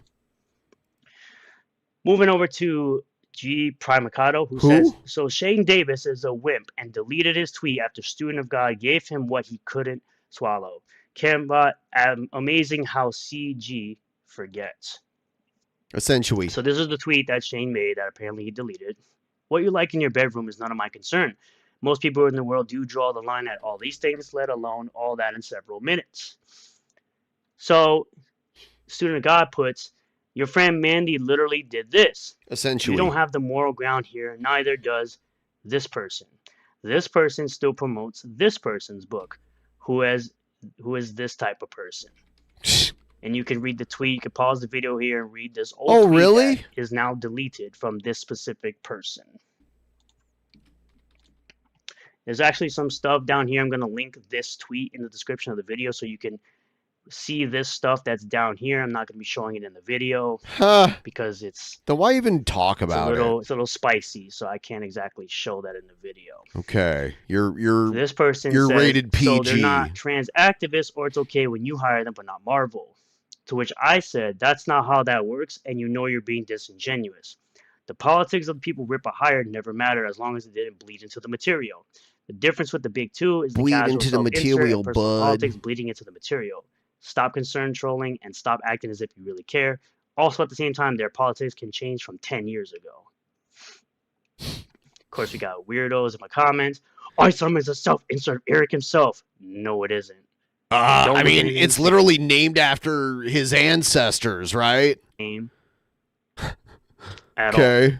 Ripper versus... And there's like characters named after people he knew in real life and everything. Different from the pig too. He just replaced woke with crap. Yeah, because ISOM isn't definitely the best-selling graphic novel in the past 5 years, outselling any recent graphic novel that's released. Okay. Yeah, that's he has to defend. There he has to isn't defend one. Elwick. As usual, that dirty rat-looking F is running interference for those crappy comics to get any type of attention from his E-daddy. He also going to use y'all's tweets as proof. EJ Camp are not attacking folks when all his other combos are singularly hostile. Which I respond, I don't need attention from anyone. I don't go out of my way to start. Hey, bud, I don't need Sturgis will definitely fail the butthole challenge. Of course he would. Sturgis. By the way, thank you. I'm trying so hard to get to 25%. I don't know if I'm going to get to it, but I'm essentially trying, bud. We're 3 hours in. It hasn't been that long of a stream. Proof of anything are you weirdos on the other side that claim he does all these terrible things. Quite interesting how that works. Essentially, this person responds, I'm a big Ripperverse fan, but this crap is disgusting and shouldn't be accepted. So a tweet from 13 years ago that the Saskas put out saying they take the pics from this movie prop van of twin little boys, saying it's cute and it's legit, even with the hashtag twinning, because they're twins, the boys are twins, they're not doing anything crazy, they're not saying anything questionable. They're just saying twinning because, again, they're twins. The little boys are twins. I love how he feels like he needs to defend everything. There. And they're taking the photo from a prop van for a horror film. Obviously, you know, Buster Baxter. More people call you Sturgis than people who call Dick Masterson Buster Baxter. Himself has to I'm just saying. chime in. It's not appropriate to take and post pictures of children without their consent. It's especially inappropriate when it's from a prop van as part of this type of film marketing tour. So you just admitted that it was marketing for a film, a piece. You of just fiction. admitted it, bud. A piece of fiction. A piece Just of fiction, self-own bud. yourself. Vito as well had something to say. It's genuinely wild that this so-called business expert thinks it's a good idea to call his critics a bundle of sticks. But Hello, maybe, everyone. I'm hey, Sturgis. maybe I just don't understand the parallel economy. I don't Really like don't, his because weird they're not a part of it. voices. Like, what is that? Hashtag when is super killer. Still don't know where that book is, even though you can get it for free digitally when it releases. Because you want to slap your customer base in the face by giving them a physical product and then just letting anyone read it for free. So, what's your point? What is your point exactly? Oh, yes. Just shift the goalposts, put all the criticism on the upcoming writers of the next Ripperverse book, and then when the next Ripperverse book is highly successful and you've got nothing else left, you'll move on to the next book and then start attacking Mike Barron because he's a part of the Ripperverse and writes for the Ripperverse, because that's all you'll ever do, you weirdos. You'll continue to shift the goalposts. He has some. You're gonna He win is some like a weird die-hard gotcha or some weird fan. I battle feel like against, it's you know, almost one-sided religious beef with against him. another creator. You just It is practically his religion. When you really think about it, he defends this like I've heard people defend their religious beliefs. like, for some odd reason, even though he's over there enjoying himself and y'all are over on the other side drama farming. And Drama farming, I guess that's bud. all I have to show you guys today. Thank you all for Oh! checking out this video. I really do appreciate all the new subscribers, returning subscribers, new viewers, returning viewers. If you do like the video, hit the like button. Comment below if you feel about all this. As a reminder, of course, there is a join button below the video if you'd like to become a member of the channel for just $1 a month. It really does go a long way to supporting the channel, as well as the super thanks button. If you want to give an extra tip for the content, it is always welcome, but you have no obligation ever to do so. It is only if you want to. Subscribe for more content and hit the bell for notifications. Set the bell to all notifications. That way you'll get a notification anytime I post a new video or go live on this channel. And I will see you all in the next one. Peace. Peace, Sturge. Peace, Sturge. Let's see here.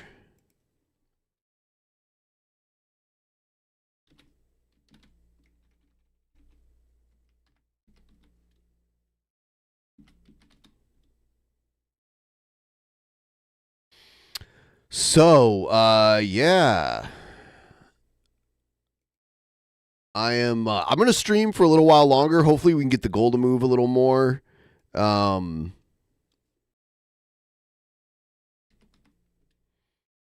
just working on something really quick here.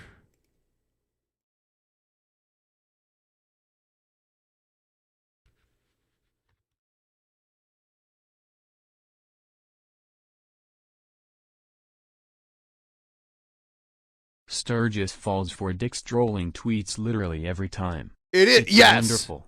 All It is. These Rip-A-Verse guys do actually. Hook, line, and sinker. That is very, very, very true.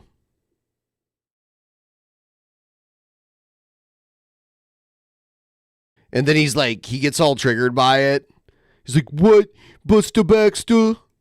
What?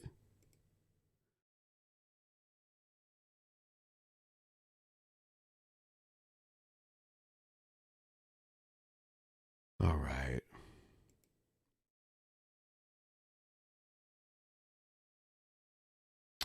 By the way, I am actually having a sale on the DP t-shirt store through Teespring. If anyone's interested, it's linked down in the description, I think. Where is it? Where is it? I thought I had it. I think Nightbot shares it around. But we're doing a sale where there's it's like a free shipping sale right now where you get free shipping on your order.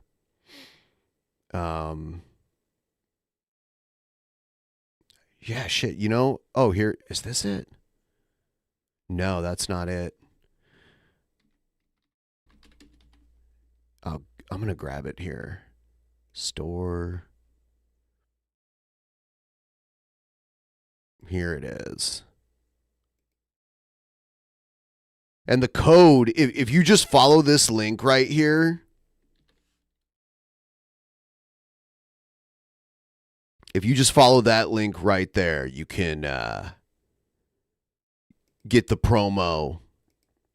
If there's any shirts or anything from on there that look cool to you,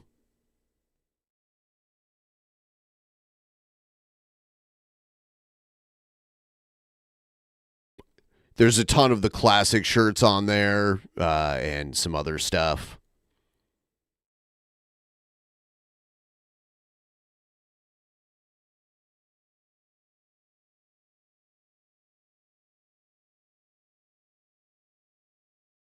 All right. Let's watch this shit. This is something actually from Eric July. A lot of people have asked me to speak about it, and I actually have. It's just been with some of the programming over at The Blaze, but let's do it for my channel. I'm intrigued by it for various reasons, not just because of where I'm at. Yeah, do a weed, lowbrow jester. Do a weed. Politically, if you want to say that, but also make it happen. I'm in Texas. I'll go lie when I want. Get banned, troll. As you know, there's been some things that have been going down at the border, right? And the whole spiel, if you want to call it that, is due to Texas not feeling like the federal government is doing their job, and they're going to have to take things into their own hands with regards to what's happening with the border and immigration. I'm not going to sit here and bore you with the constitutionality and legal there's plenty of guys giving their perspective on this. I just want to talk about the political philosophy of it all, okay? And I guess I'll start by saying, yes, this is good. And I'm going to explain why here in a bit. But let's just talk about what's happening, okay? Yes, I'm an anarcho-capitalist. Yes, I'm a libertarian, but I'm not an idiot, and I'm for sure not okay. Let's say this. I understand reality. I understand practicality, and I will never allow my political philosophy and the end game and what I advocate get in the way of what's actually taking place, especially in terms of how we get to going in that direction, building a more free, He's more being very prosperous vague. society. Okay.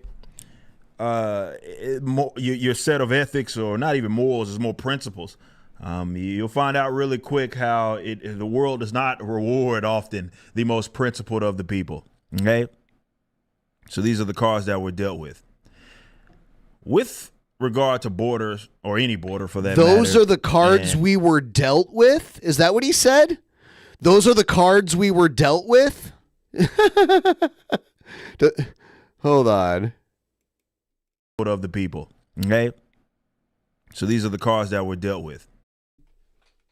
These are the cards that were dealt with. Doesn't he mean those are the cards we were dealt? Isn't that the way to say it?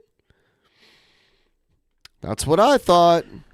With regard to borders, or any border for that matter, and the great Hans Hermann Hoppe has talked about this in great detail. When the government has monopolized the land, in this case it's the federal government, they have said that that is theirs, okay? And I'm referring to the border.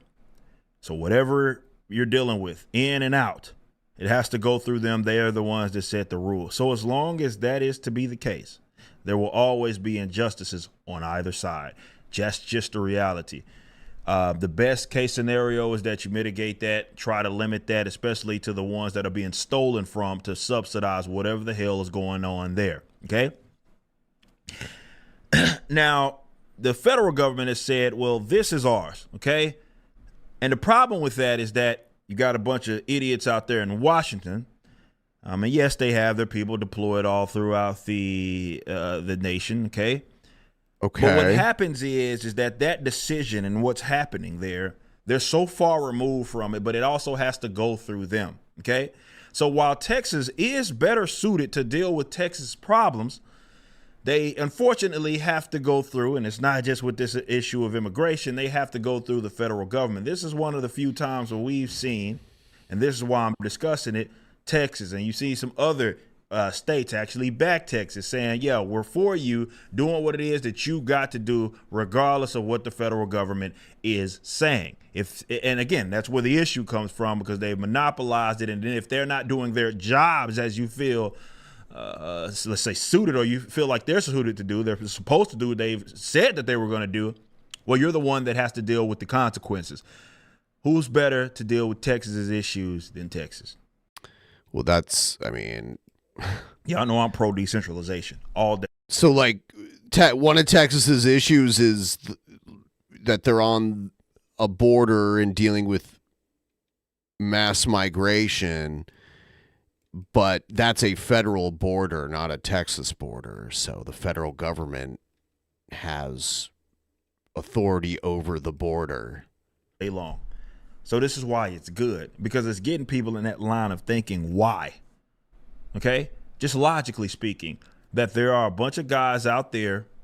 The border is for the entire nation, not just Texas. If there is to be conflict, they're not the ones that are going to be responsible for dealing with it. You are. The people in that geographical area are. And if you want to get even... There's so many people in Texas that'll be sad when their Social Security check stops coming in. More specific, the people that are really right there on that border. Okay, in any given state or between any given country, they're the ones that have to deal with the problems. Who are going to be better suited? Or like if Texas gets hit by a hurricane or something, it'll just create its own version of FEMA under this anarcho-capitalist fantasy world that Eric July wants to live in. Fine. Again, a resolution where maybe the most people that possibly can benefit from it. But that's not what you got right now, is it? And I think that's where the conflict is coming from. I want the American people to stop looking at decentralization through a Civil War lens. That boogeyman's term. A boogie 2988 term. Anytime there's any conflict, that's where everybody's mind goes. They go through history. We're so far removed from that. And they point to that point of time, and it's like, well, this is why it can't happen. This is why it'll never happen. Though you've had, especially abroad, decentralization efforts that have happened. Hell, in the West, you've had them. And well, it didn't end in a bunch of dead bodies. Now, that's not to say it's going to be without conflict if there is going to be a legitimate decentralization effort. However, it's a conversation that needs to happen, especially considering the federal government's getting ever more powerful and it's moving in the direction that these types of conflicts are going to happen more often. So to that, I mean, the federal government runs the military, right? I mean, they've always been powerful just based on that part alone. Person that says, well, we can't really have this discussion and can't be seriously considering maybe these states acting more as nation states, right?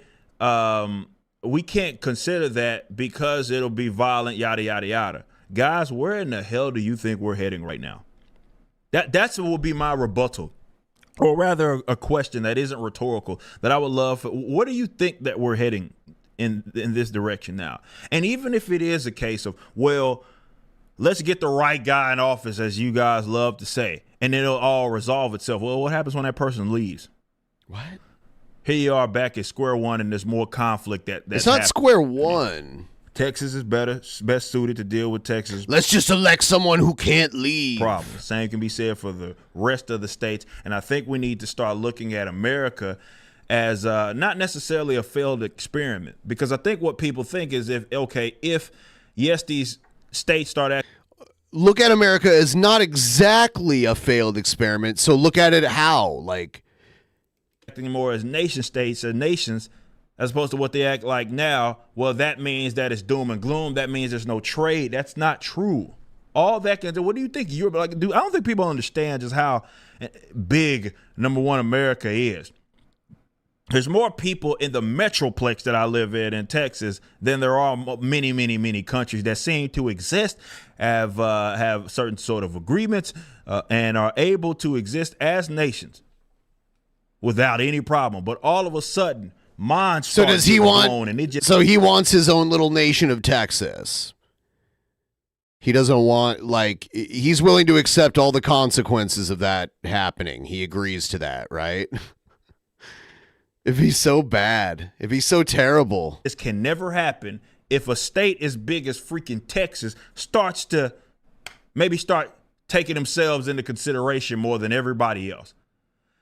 That's where I think the propaganda worked. Because do they want the American people thinking like that? Of course not. Well, that would be limiting the federal government's power, and nobody wants that. Well, they don't, at least. So they present it as if, well, it's this evil concept that's going to end in all sorts of violence, and there's no way you're being unrealistic because they don't want you considering it at all. It's kind of like what happened with homeschool, where you had an entire generation of people that were, because of the propaganda by way of government and at least its agents, tricking people into believing that this was the case. And then you come to find out, well, no, it's not all that bad. In fact, it's far more preferable because you were lied to, and nobody wants to accept that. So that's why it's good. It's getting people to start thinking about acting independently, these states. And it's not even about beef between states or in the federal. That's not what it's about. It's about solving issues, right? Texas is best suited to deal with Texas's problems. That's just the bottom line.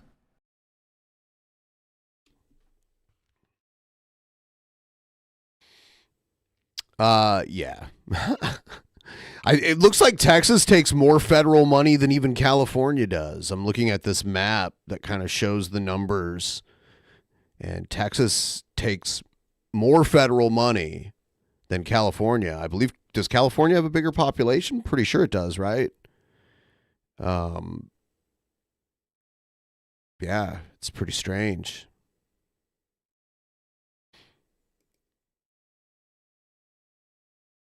How would they make up for that money not coming in anymore? Are they expecting to still get it?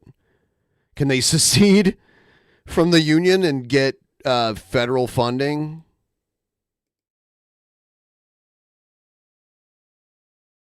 I'd love to see that.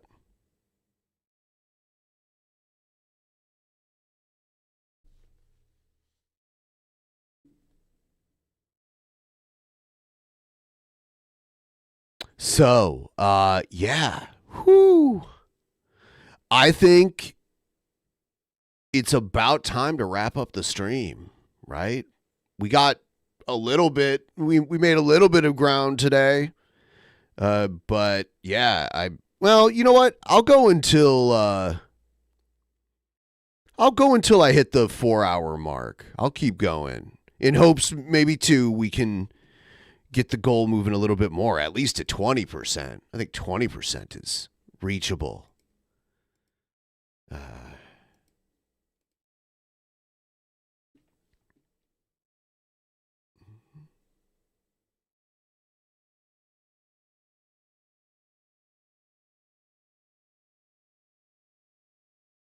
What else I got?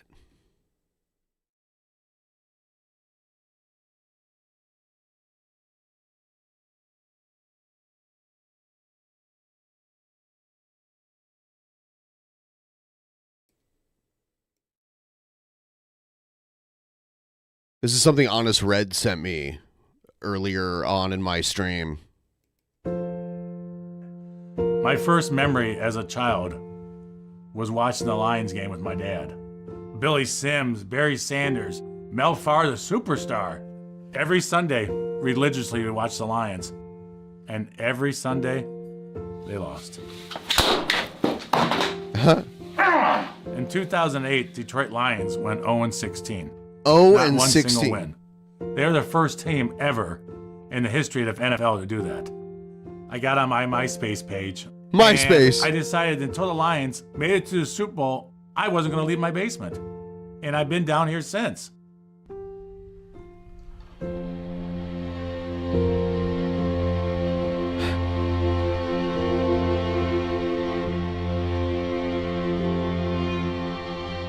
Some people think I'm crazy. Some people think I'm lost my mind for being down in my basement for the last 15 That's just your opinion, bud. That's just your opinion, bud. All right. Yes. 18.22%. years. Thank you so But much. It's not bad. I mean, I got everything down here. This is where I live. I mean, here's my bathroom. I got a stove. I got a microwave. I got a fridge full of cocktails. Cocktails? I digress. But I digress. That is something that Eric July says a lot, isn't it? But I digress. Thank you for that, by the way. 18.89%. I use every day. A little dusty. That's okay. But I got everything I need down here. Every morning I get up, I shave, I shower. Just gotta live in my basement. I'm not gonna let myself go. My husband vowed to live in the basement until the Lions made it to the Super Bowl. I know that sounds crazy, but he's a man of his word, and that's what I admire about him. We were married in 2006 at Bellevue Yacht Club in Detroit. It was such a beautiful day out. That was the last time I remember seeing Jamie outside. You know, I'm sure at first it really bothered her, but in all reality, it's good for our relationship. It's good to have some distance between your loved one. I mean, she still does everything for me. She still gives me my mail. She'll throw it down the stairs. She still makes me my meals. Dinner! This morning, I was thinking about all the stuff I missed with the last 15 years being down here. I guess the city has really made a comeback, and it's nice downtown now. And there's something called the Q line. It's amazing Detroit has mass transit now. So it's a big day here. I need this game to start. Oh, yeah. The Lions almost made it to the Super Bowl. Peanuts. Jamie's nervous. I'm nervous. Frankly, I need this bullshit to stop. Oh boy, my nerves are gone.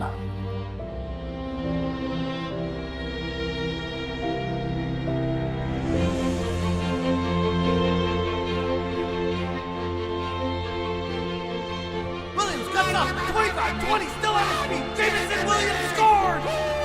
Yeah. Go on. Montgomery on second and goal, surging his way forward. He's in. Touchdown, Detroit. In the half of the 17-point Detroit lead, Lions are 30 minutes away from their first ever trip to the Super Bowl. Yeah, they were winning for a while, too.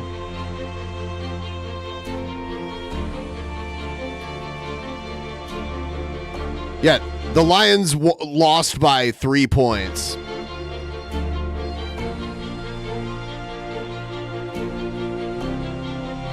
Ha! Did he leave before they won because they thought that they were going to win? Is that what happens in the story?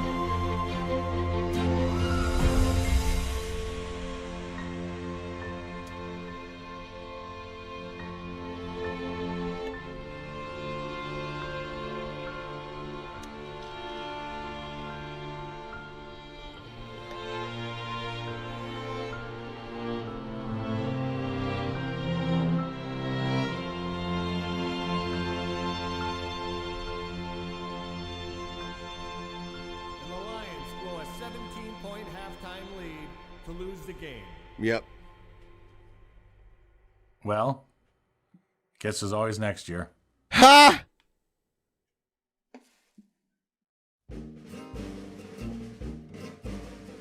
That was so sad. It's terrible. No, they don't destroy things when they lose. They destroy things when they win. That's how it works in sports. You don't get mad when you lose. You destroy your own city when you win. That's how it essentially works, bud. Did I miss a dono? Oh, Bobby Two Hands again with another 5. Thank you so much. Almost there. Almost at that 20%. I mean, I said I'd stay till the 4-hour mark, and there's still a little bit of time left, so maybe we can hit that 25 too. I'm optimistic. What can I say? There's this fried chicken restaurant that I've been I went there once and it was unbelievable. So I've been like wanting to go back there again one last time. Or one more time. It looks like this. It's fried. It's like garlic fried chicken and then like Vietnamese. It's Vietnamese food, but they also have like little waffles. It's unbelievable. I want it again. I always share. I like to share it with people because it's unbelievable. Like, as Michigan as it gets. What else do I have? I'm going to check some stuff out really quick here.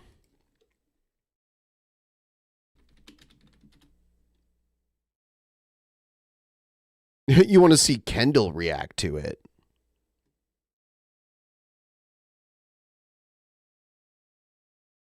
Okay.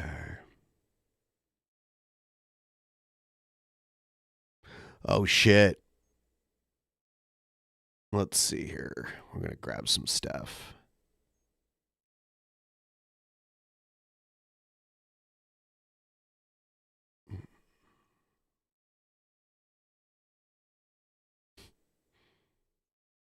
Oh my God. I'm so tired of hearing about the Taylor Swift stuff.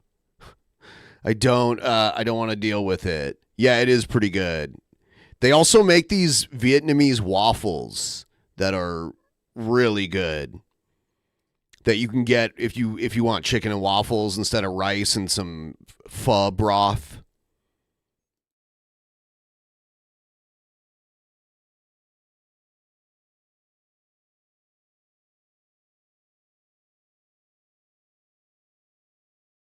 Damn. There's a lot of news dropping.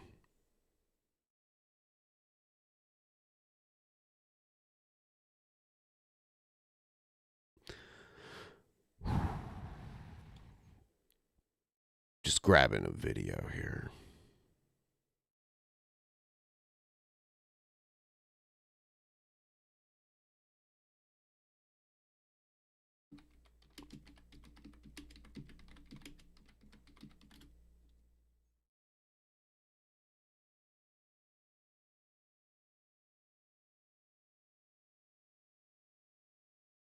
What is this? Oh, God.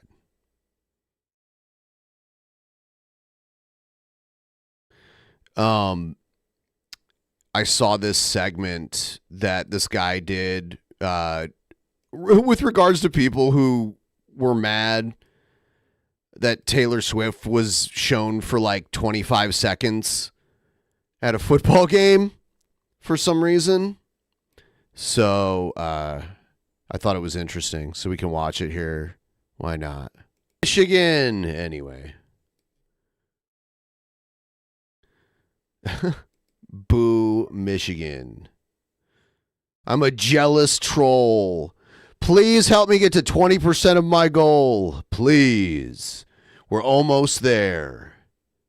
I woke up this morning being like, I could meet 50% of the goal. And then now I'm like, man, maybe I can get 20.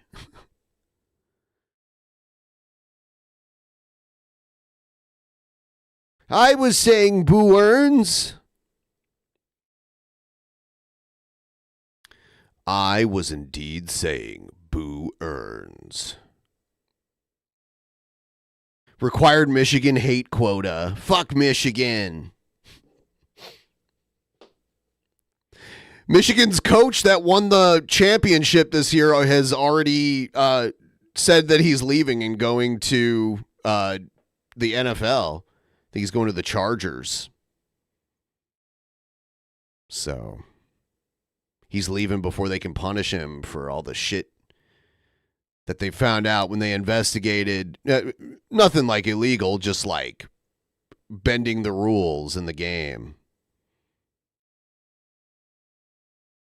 Yeah, Harbaugh would... Usually after a coach wins the national championship, they don't leave. They usually stick it out, at least for one more season.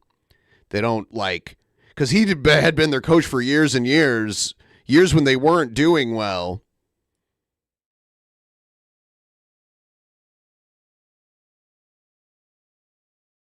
More rage content. What do you mean exactly by rage content? Like who's doing the raging? Is it like public freakouts? Like what's rage content?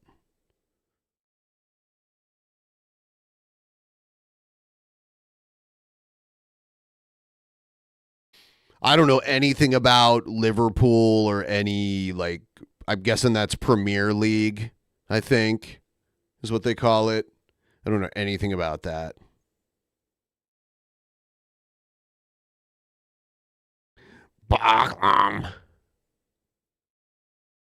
Boglum burst out.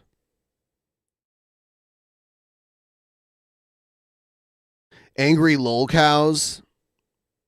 Yeah, I'll need people to I'll need people to send me some more content in the Discord. That would be very helpful.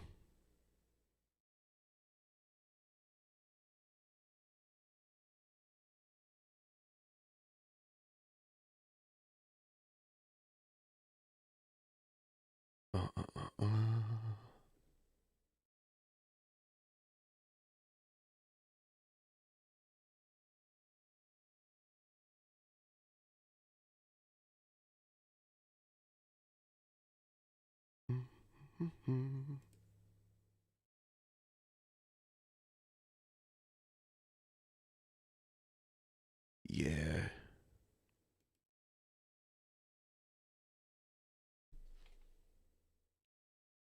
I'd like to see an NFL and rugby league championship. Huh. I don't know. I don't know how that would work. Whose rules would they play by?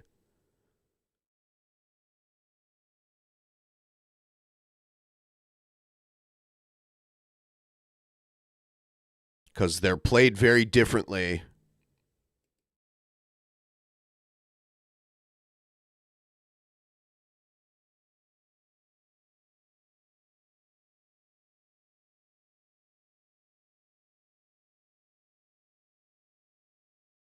They'd have to agree, they'd have to agree whose rules to follow, and that could get difficult.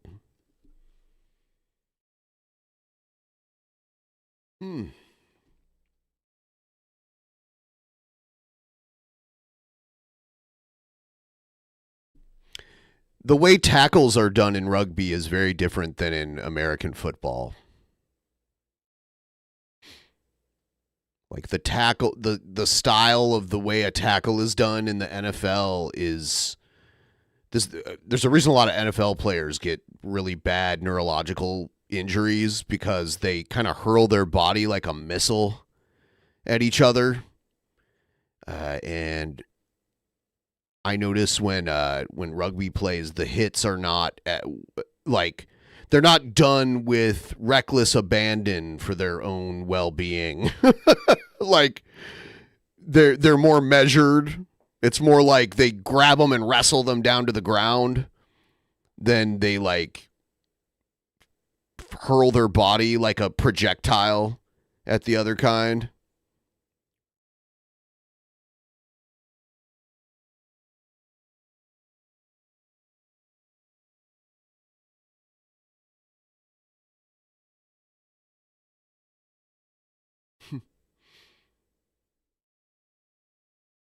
I played Trubisky in Madden on my other channel the other night, and it was actually a close game. It came down to overtime. I kicked a field goal for a win in overtime.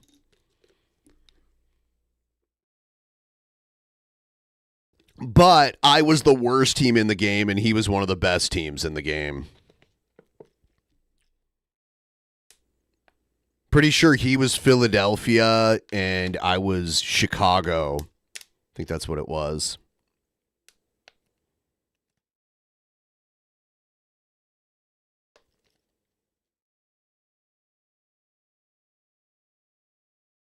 You know, the pads in the NFL, they protect you from like superficial wounds and that kind of stuff, but they can't protect your spine from getting hurt, you know, like spinal and neck injuries and head, you know, your brain from rattling around, that kind of stuff. So even though they wear the pads and it like prevents certain things from harming them,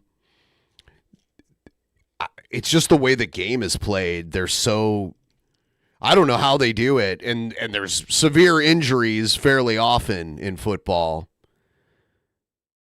They've tried to change the rules to make it less violent and less prone to injury, but there's still quite a few things that happen that don't go very well. Yeah.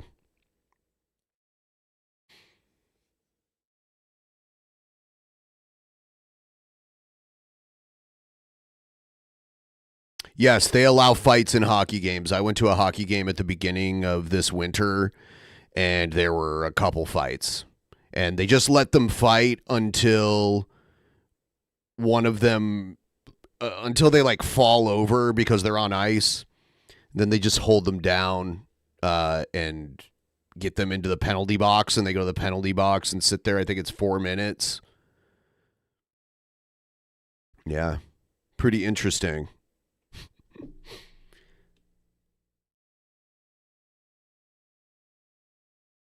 Hockey fight.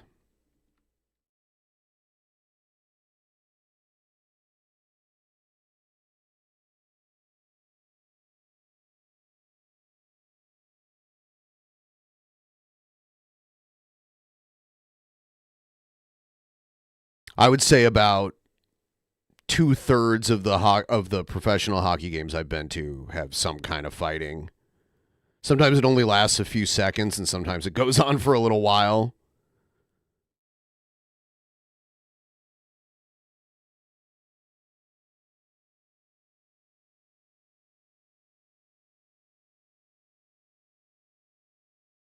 Depending on various factors.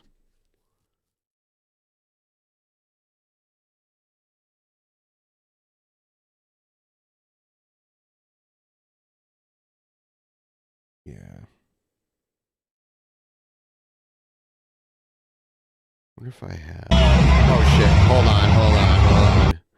Wonder if I can. There we go. I have a video from the last hockey game that I went to. I'll show it to you guys. Is this it? Yeah, here it is. I took this at a game. I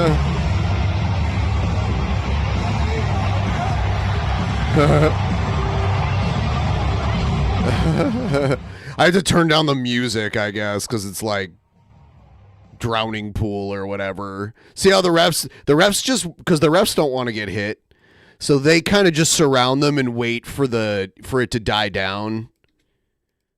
Oh, see? And now they go sit in the box. They were both fighting, so that's how it goes.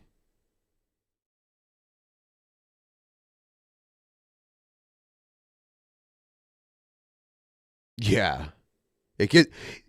It's probably in my opinion, it's one of the more exciting sports to watch live because it's very fast paced. They're flying around so fast, and then every now and then they'll just run into each other. Like some guy will be up against the boards there trying to get the puck, and another guy will come up behind him and just smoke him into the boards, and it's like boom. It's like it lets out like a loud boom, and then they fight over it, and eventually it scores, and like the sirens go off, and the whole crowd erupts. It's one of the more exciting sports. The scoring isn't that often. Usually you'll get like 3 goals a game, 2 to 3 goals a game total. Sometimes there's a crazy high scoring game. You never know.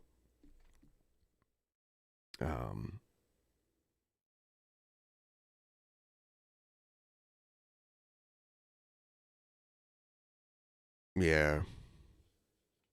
Yeah, we have a team here in Seattle that's like 3 years old.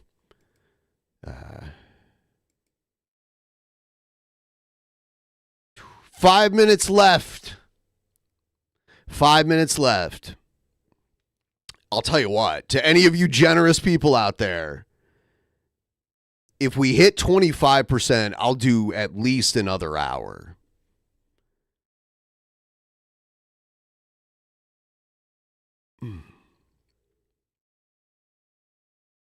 I've only ice skated once in my life, and I was not very good at it. I've done roller skating, and I did like inline skating, but I was never much of an ice skater.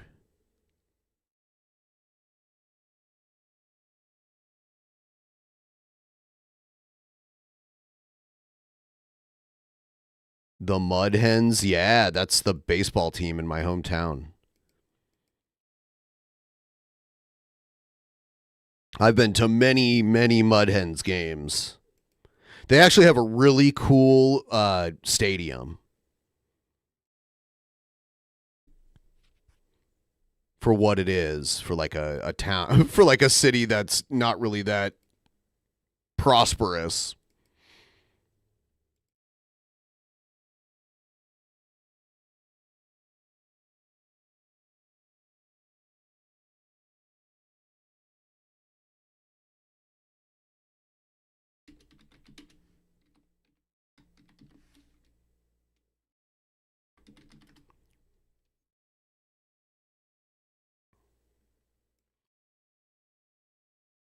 Wow, this is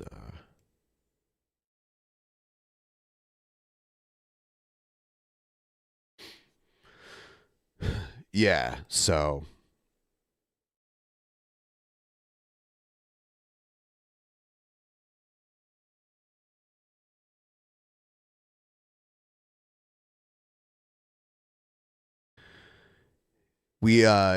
I play or I'll go to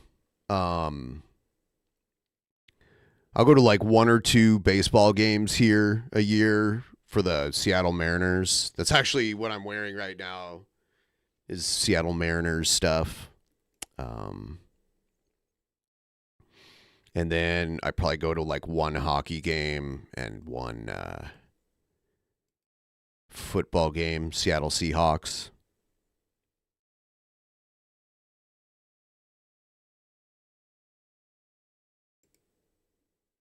There's this ballpark in Columbus, Ohio. It's a minor league baseball park. And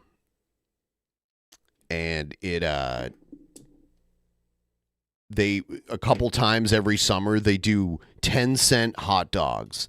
The hot dogs are not the greatest quality hot dogs, but they're 10 cents each, which is pretty insane when you think about it. I like Ohio's college football team, Ohio State Buckeyes, but I don't like any other really. I'm not a fan of the other Ohio teams, no. Like Cincinnati and Cleveland. I guess Columbus. Columbus has a hockey team. I like them. That's about it. We're about to hit our 4-hour mark, which means it's about the time for the stream to come to an end.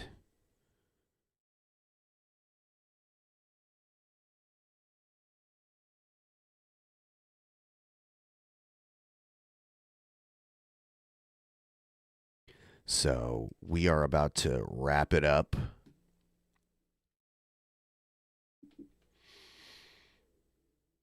Oh, it's one of those non-eating days for me, so I would love to eat. I don't like just Washington teams, but that's mainly who I like.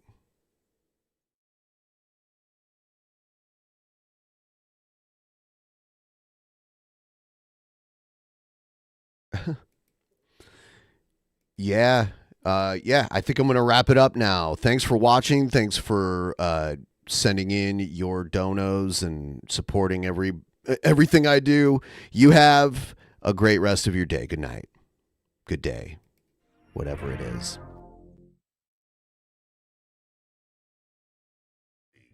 There was nothing, and then there was the Drunken Peasants Podcast. Drunken Peasants, Drunken Peasants, Drunken Peasants, Drunken Peasants. From the strangest corners of the internet, gonna get TP'd by Billy and Ben. You know where you can find them at. Get ready, cause they're gonna kick your Drunken Peasants, Drunken Peasants, Drunken Peasants, Drunken Peasants.